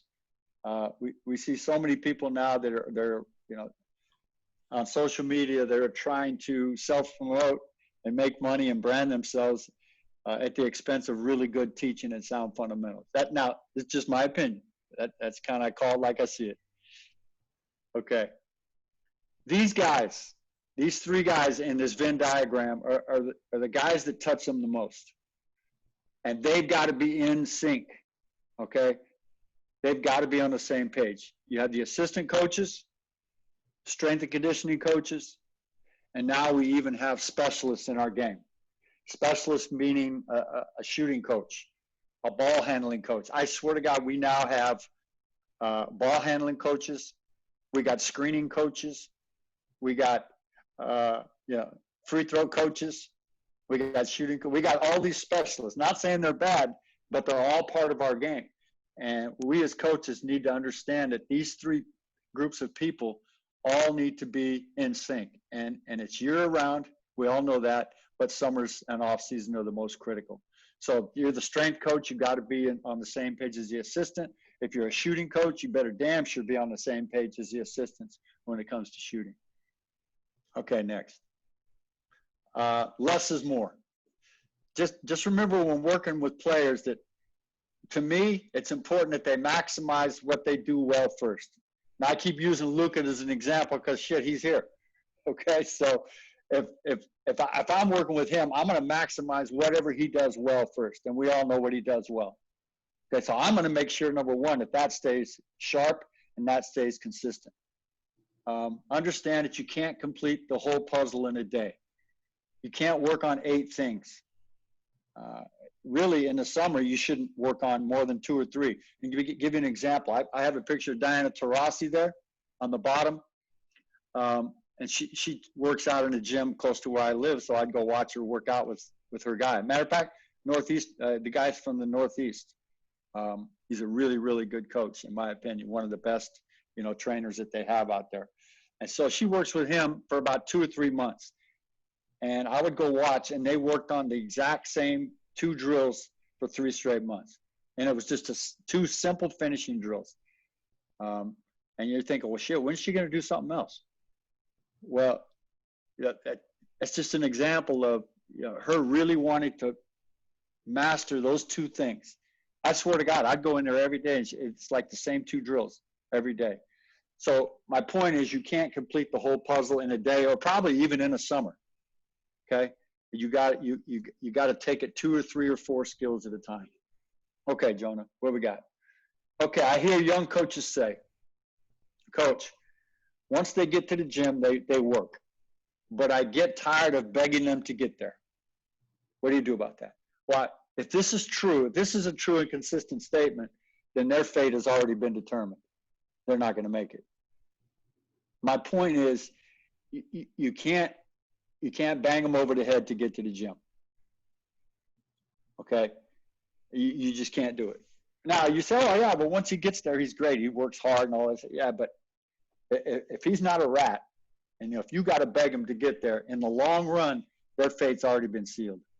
Okay, it's already been determined. They probably won't be successful. Okay, this is something that I think is really important when you're working with young players. This is at all levels. That's just not our level. Why some young players make it and some don't. Number one is their give a shit level. What's their focus to detail? Number two, length of the work. How hard do they work? How long do they work? And my job now is to scout NBA players.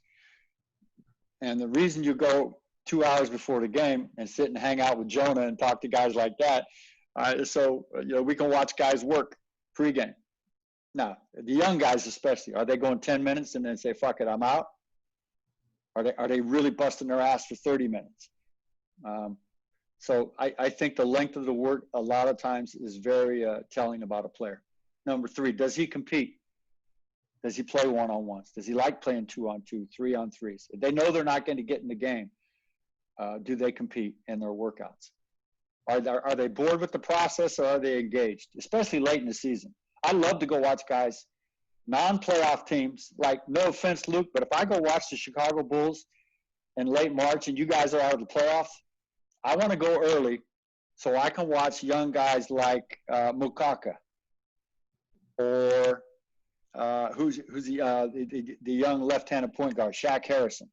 I want to go watch those young guys to see how they act late in the season when they're out of the playoffs and they're really there's no pathway for them for that season. Are they engaged? Or are they just kind of going through the motions? I think that's really important. And one of the things I think is important is level of joy. Do young players have a level of joy? Do they love to play? I think that's something that's really important. All right, next, Jonah. I think we need to be on the lookout for light bulb moments. Well, you say, well, shit, coach, what's a light bulb moment?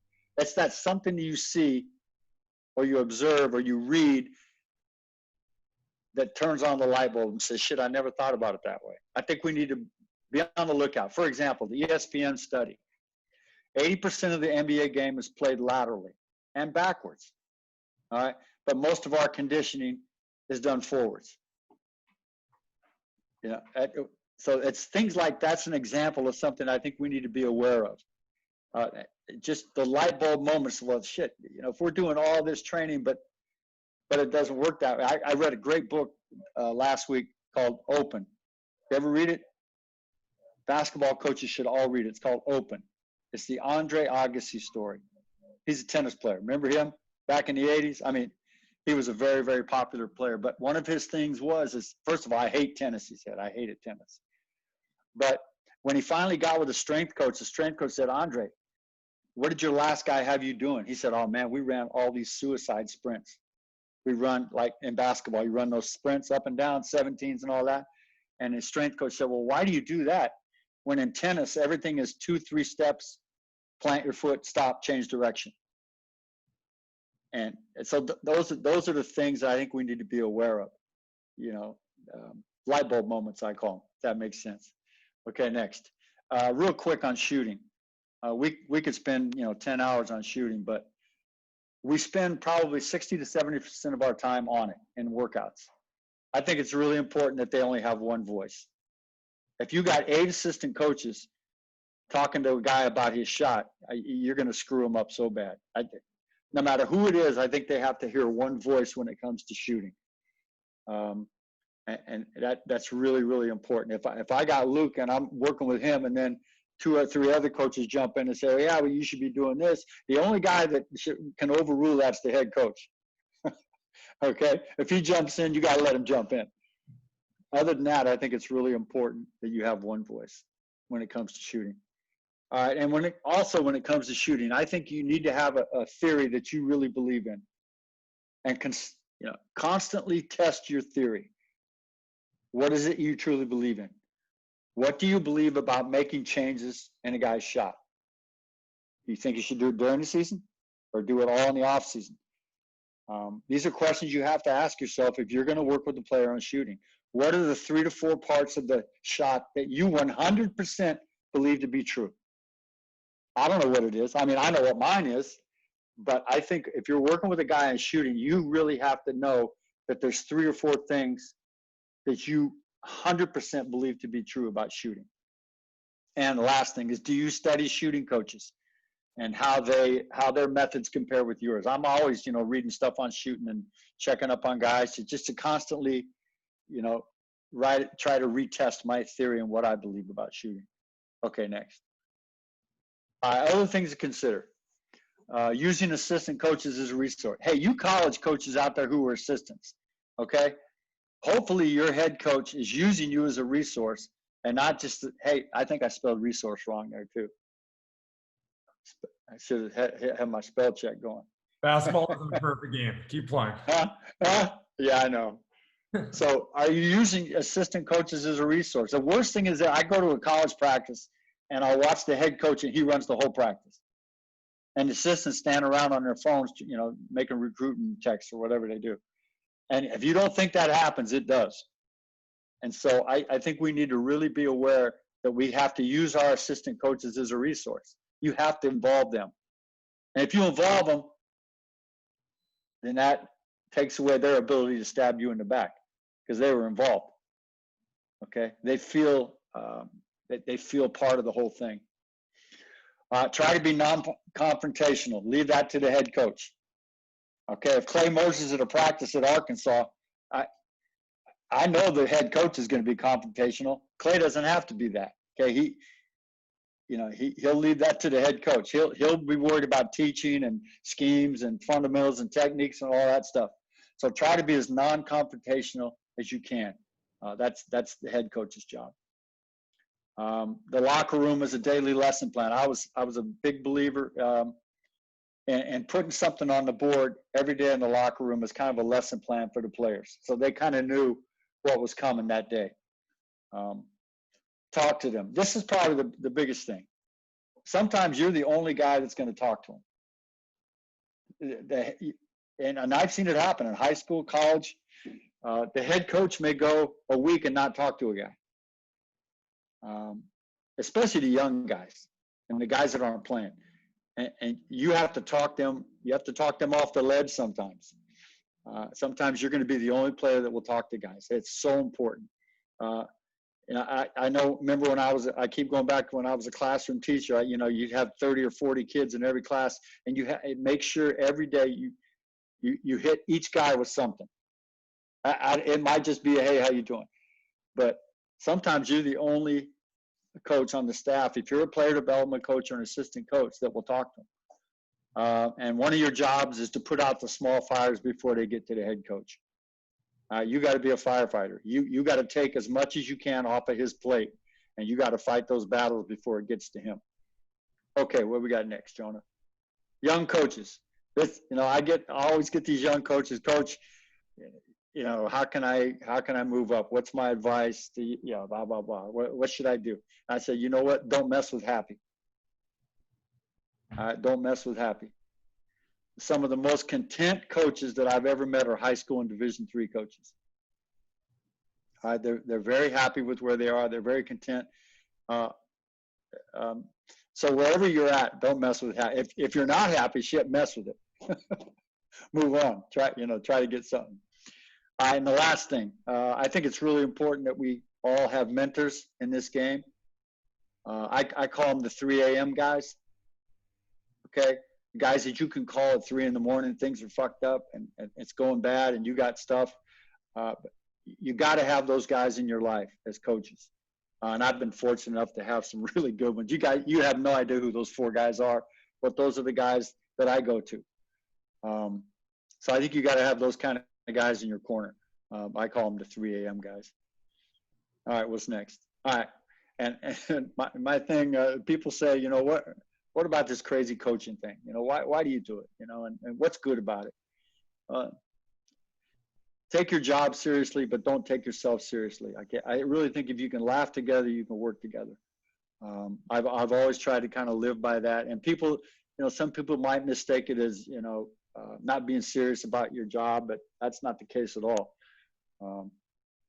And the last thing that I tell coaches when they always ask me, what's success? What is success to you? Well, in coaching, finding a job that you really love to do and get someone to pay you to do it. And you'll never have a bad day. So I know I went fast there, Jonah, and kind of bounced all over the place. So that's just kind of a 30,000-foot view of some of the things I really believe in. Right or wrong, that's kind of what I see. That was awesome. Thank you. Let's just open it up to some questions for a bit. Any questions? I mean, shit, let's just talk about anything. Clay, what do you got? Hey, Dave, I have a question for you because you brought it up, and it's one of the things that's always kind of either intrigued me or confused. Maybe confused is the better way to say it, but you talked about getting to the gym early and watching guys work out, and you have to do that, right? Because you might miss something if you're not there, and you might see something if you are, and all that kind of stuff. But I've always been of the belief that, like, how much, and maybe you don't, maybe it's my cynicism, I don't know, but how much bullshit do you see when you're there because they know you're watching? A lot. It's a lot, right? I've always felt it's a lot. It's a dog and pony show. Yeah. You know, a lot of times I wish I could just sit up way up high, and I wish there were nobody down on the court, and the guys would just act like like they would normally act if nobody's around. Yeah. But you're right. It's a dog and pony show, and I believe it's not just the players. It's not just the players. I mean, you want to see a dog and pony show with coaches? Yeah. I'm not trying to kill coaches, but goddamn. Yeah, that's why I bring it up, because I've always, I'm one of those guys that it's what you do when no one's watching that really counts. Yeah, that reveals who you really are. And you got to, when it really, really counts, you got to have the chops to step up and get it done. But I just wanted your take on that, because you have to be there. Yeah. But I've watched that stuff too, and I'm the worst player development guy on earth. No, you're not. As no one will tell you, you. I can barely run, and I got out of the player development game a long time ago because I physically can't get out there with those guys. So I've observed it, and I've kept a log of the guys where I go, that's bullshit, that's bullshit, that's authentic, that's great. But part of the magic with your job on that front, not on the player development side, but on the scouting front, what you're talking about is you have to have the trained eye to decipher the bullshit from what's real. Yeah, and when the TV guys show up, that's almost all bullshit. Oh, and trust me, the players and the coaches know. The coaches that are working, they know when the cameras are there. All of a sudden, the intensity jacks up. Well, shit, what happened? Oh, well, fuck, Mark Jackson just showed up. Or what's that guy's name? Mark Jackson just showed up. He's doing the game. Yeah, come on. Okay. I just wanted to validate my own feelings. Oh, yeah, you're right. Hey, Dave, Patrick Wallace from Loyola is on the call. Hey, where's Loyola? Chicago. Oh, okay. I thought you meant the real Loyola out here in L.A. Can't talk. He's around some people right now. He typed me a question, though, which is, if you could pick one trait in a player that is a non-negotiable, what would it be? Oh, that's easy. Competitive spirit. When we go out to evaluate players, that's number one on the list, competitive spirit. If they don't play hard and love to compete, we can't have them. You just can't do it. Thank you, he says. You guys have been sitting here a long time, man. I'll give you guys credit. We're still on the earlier side. No. I have a question. No one's going to jump. If you were a GM or a head coach, how would you use the G League because like you said it, I love working players out and getting out there, but the best player development happens in games. Like you said, like you got to develop. So I guess just what would your approach to the G League be? Well, now the two different things there. The head coach probably doesn't have a whole lot to do with what goes on in the G League, but the GM does. I think it's really important that you have a coach in place at the G League, and hopefully I'm not being too critical here, but I think a G League coach is really important, and to throw a guy into a G League head coaching job with no coaching experience is a mistake. I think I would start with number one, getting a coach in the G League that has some experience working with players.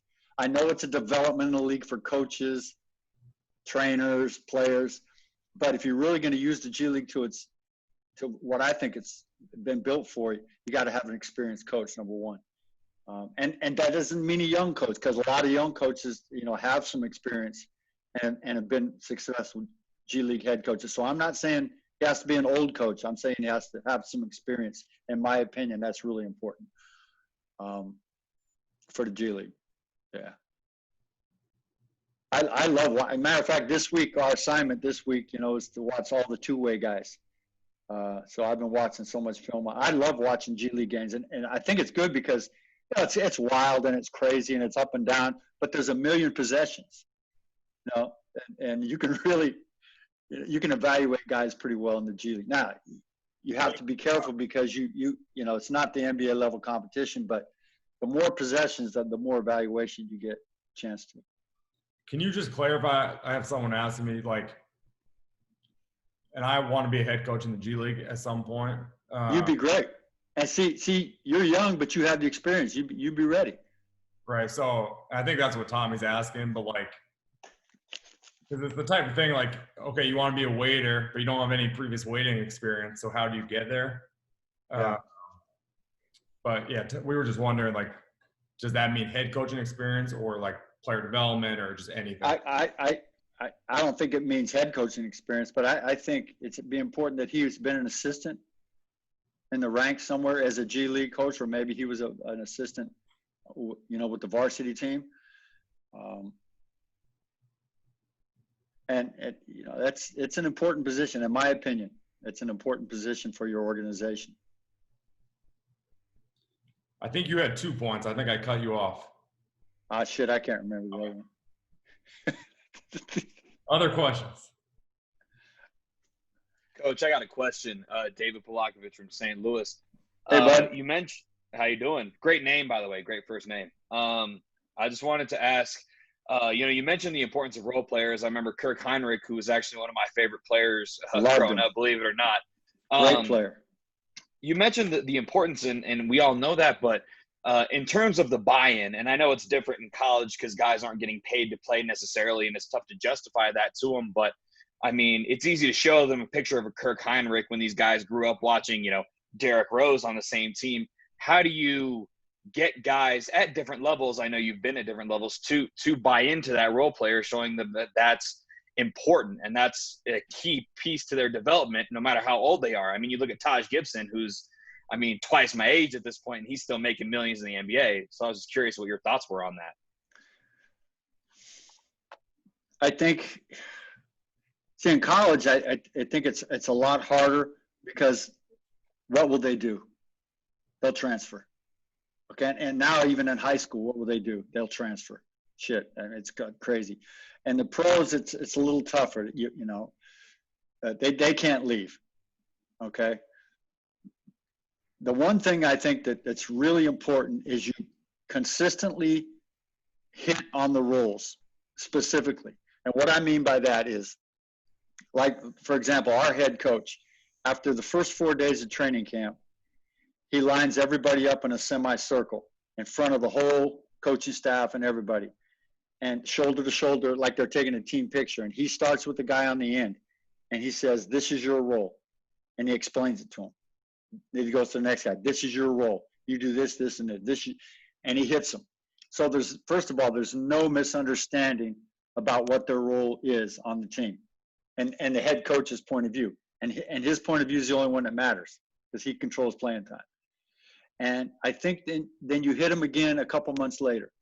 If you see some slippage and guys aren't accepting their role, you hit them again in front of the whole team. Now, that doesn't mean you don't talk to guys one-on-one up in the office by themselves. But I think hitting them in front of the whole team, in front of the whole coaching staff, sends a powerful message. There's no miscommunication if you do that. I think that's one thing that I've seen Doc do that's been really effective with our guys. Now, I don't know what he's telling them behind the scenes. But it's probably good because he has a really good history of guys pretty much accepting their role. I've been with coaches that that never talk to guys and never, they just, how am I supposed to know my role? You never really laid it out for me. So that's tough too. So it's one of the hardest things to do is to get guys to buy into being stars in their role. And it's a big part of our job because 80% of them are role players. I mean, they're very important. Hey, Dave, I got Isaac Jacob with us. He's up here in Where's Sac- Isaac? Oh yeah, he's one of the video guys. Yep, exactly. And he was down with us in LA. Yeah. He typed to me. He's driving right now, but he can't type while he's driving? Shouldn't be typing, right? But he said if you could explain or talk about your 3 shooting rules or beliefs that you mentioned. Okay, yeah. The things that I'm 100% strongly believe in, number one is that the position of the hands on the ball to me are very important. And when I started working with the guy on shooting, I first look at and see how his hand positioning is. Is his hand in the front of the ball? Is his fingers not? Whatever it is, I think number one is proper hand positioning. To me, is a non-negotiable. We have to get that correct. Number 2 would be the release point.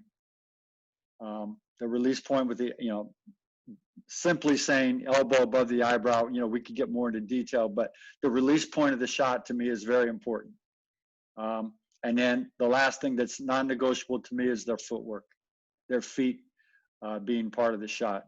And that's a whole nother discussion, whether it being, off the catch, off the dribble, whatever.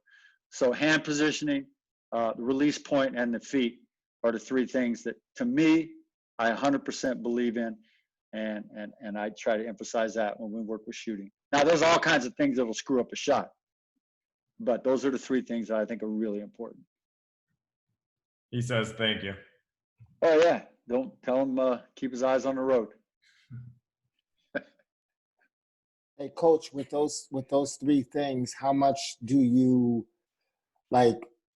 allow for a player? Like the way I look at shooting, is your shots personal, much like a golf shot, much like a tennis stroke.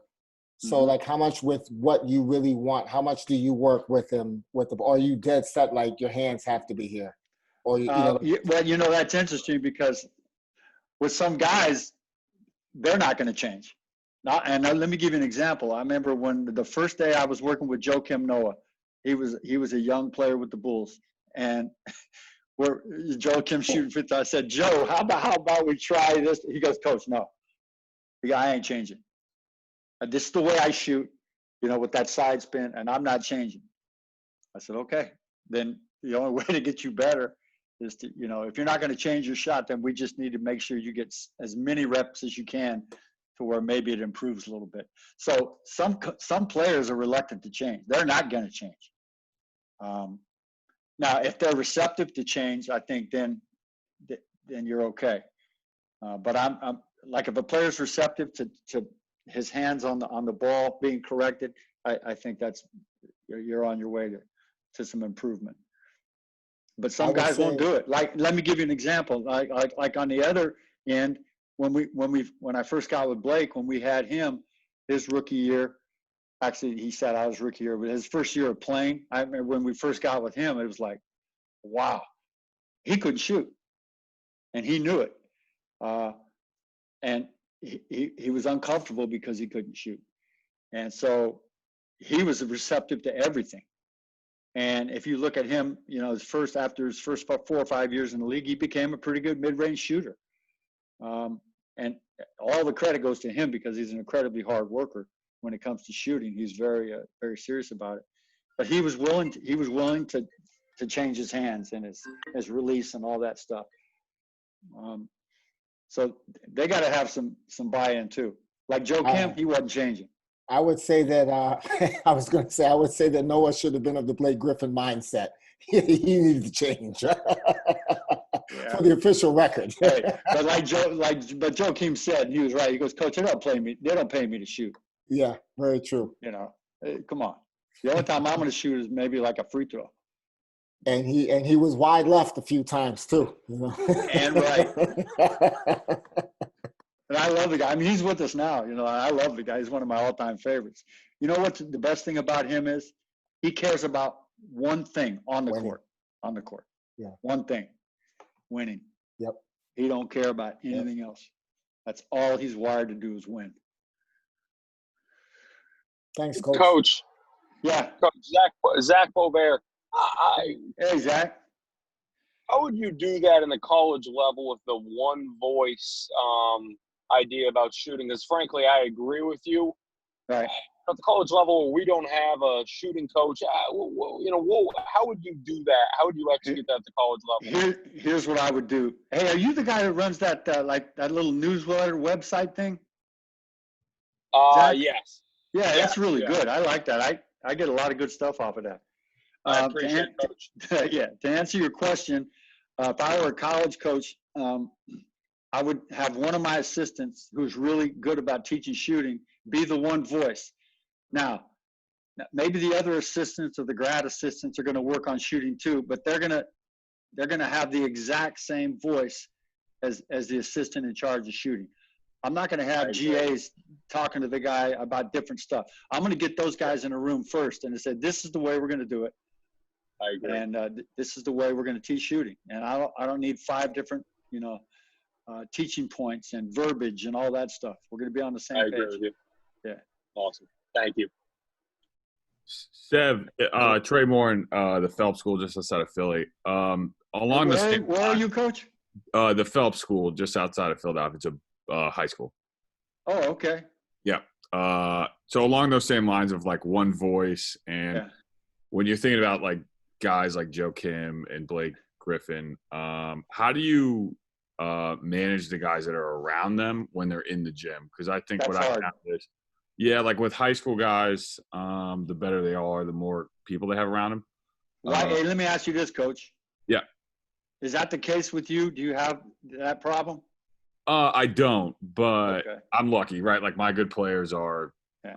they have the right people around them. But eventually I think it's going to get to where they don't always have them, if I continue to get as good as I think we could be. So how do you manage that? Because I think a lot of times if there's a lot of voices or they don't want to embarrass themselves or whatever it is, it's a lot harder for them to get better. Like, I would think like if Blake wasn't as maybe comfortable with improving or he had a lot of people around him, he doesn't want to miss, right? Like I talked to Procopio about like some of the guys he's worked with, and it's just like he can't make free throws because he's always got people around him. You know what I mean? So how do you manage that? Like with Blake, he would not work out with other people in the gym. And that was a him thing. That was him. Yeah. Because he knew he wasn't a very good shooter, and he didn't want anybody to see it. The ego gets involved a little bit too. High school coach, there's nobody's going to be in my gym during practice. Yeah. If I'm a high school coach. So, now if you're working with a guy and he's got no problem with other people being in the gym, that's fine. Yeah. Personally, I don't like having a bunch of guys in the gym when I'm working them out. Yeah, that's more like I don't have this problem, and I'm going to do everything I do when I'm taking and leaving kids. So we're private, so like I can recruit basically, right? So I don't have to take people, and I try not to, but I think, you're always going to make a mistake or two. So I'm trying to learn how to manage them before it's a problem, And one of the things we've seen in the last 10 years, and I was naive when I first got into the NBA, where all the personal trainers, my guy, he's my guy. Yeah. There's a lot. I was naive. I'm like, what do you mean he's your guy? We're the coaches. He goes, oh, no, coach, this is my guy. He travels with me. He does this. He does that. And I was very naive, but that's part of it. And if you're going to be a player development coach at any level or even an assistant coach, you're going to be ready to deal with those guys. He's my guy. How are you going to handle it? It's an adventure every day. Yeah, for sure. Each team has, their own philosophy on, how they deal with those guys. Yeah. Thanks. Let's hear from some people we haven't heard from yet tonight. Hey, Coach, this is Zach Bilzen. Appreciate it. Head coach of Division III in Wisconsin. Hey, Zach. So we don't. Let me ask you something. Division III, right? Are you content? Are you happy?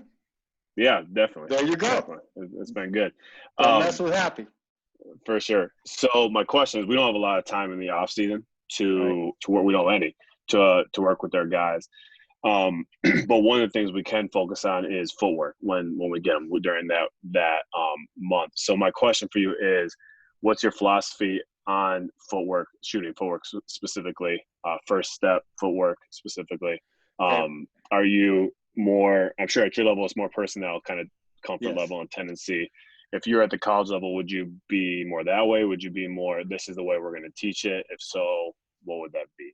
I would, if I'm a college coach, and I have been a college coach, I think it's very difficult to have them work off of different pivot foots.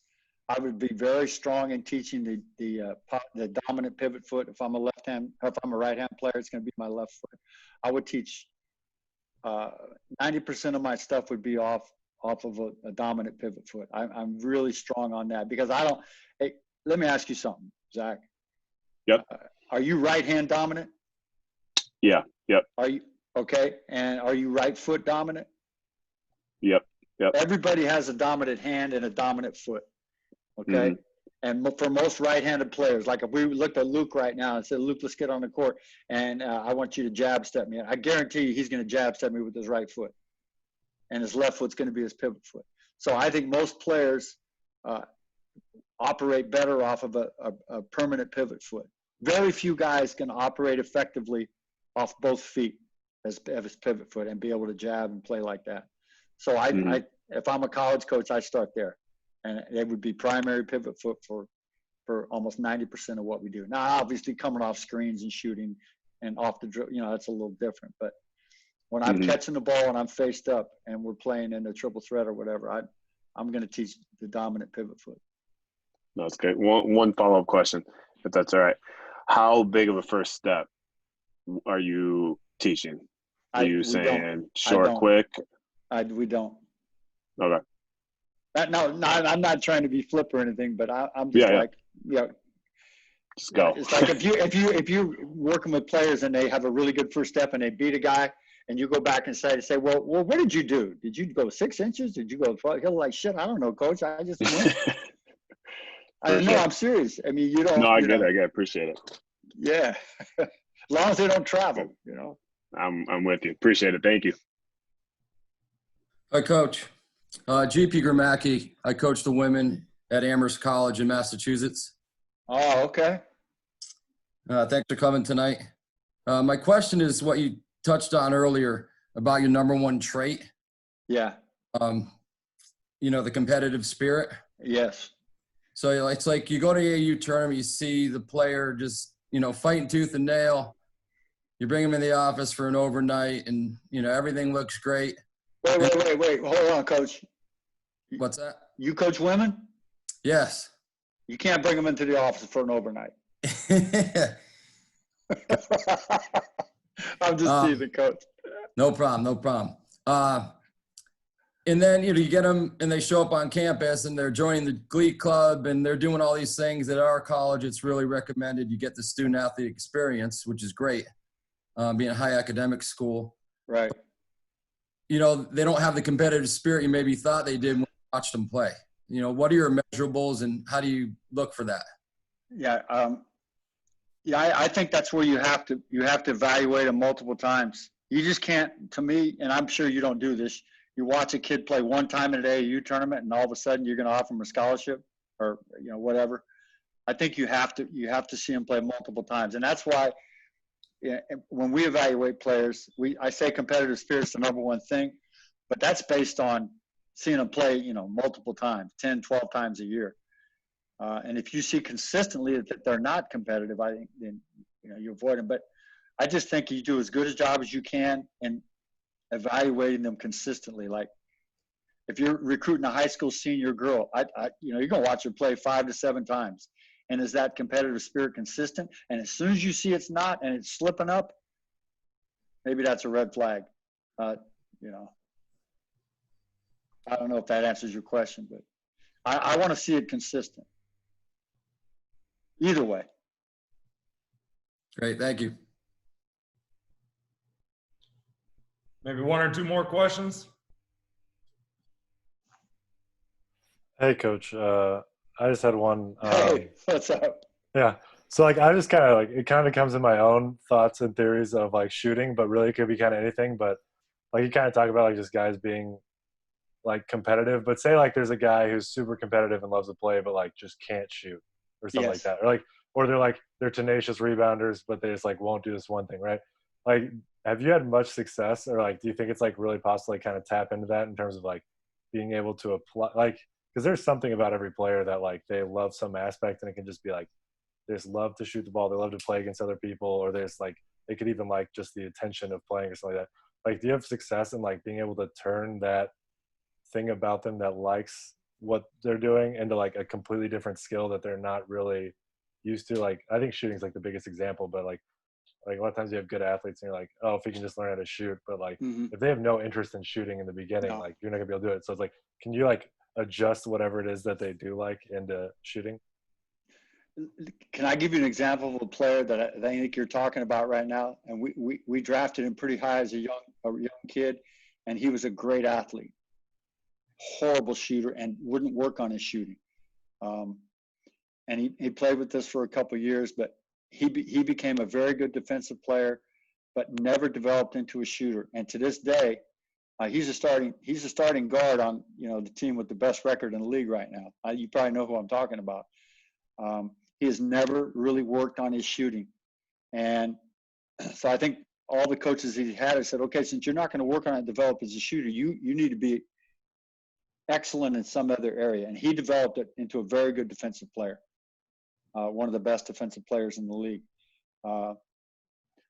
So that's a really tough one. They have to do something else to impact the game. If they're not going to be developed as a shooter and work on it, how are they going to impact the game? And when we got this young kid, I'm talking about Bledsoe. Yeah. When we got him, he couldn't shoot. He couldn't run a team. Now, he had great instincts and he was a great athlete, but he had to learn to be a defensive player because he wasn't going to work on his shooting. He probably still doesn't. You can, watch him shoot. So they have to develop something else that's going to impact the game. It's especially as a guard, it's really tough. He's been able to do it. I give him credit because he's become a very good defensive player. Shooting is so important. I mean, you like Luke, you're in the league because you can shoot. It's so, and our game has gone to, and Clay can tell you this, our game has gone to, it's like to the point where if you don't have 4 shooters on the floor, you're playing catch up. You better have 3 for sure. But most teams are playing with 4 now. That's just kind of the way the game's gone. I've seen a huge change in the game. Clay has too, I'm sure, in the past 20 years. That 3-point line has changed everything. Everything.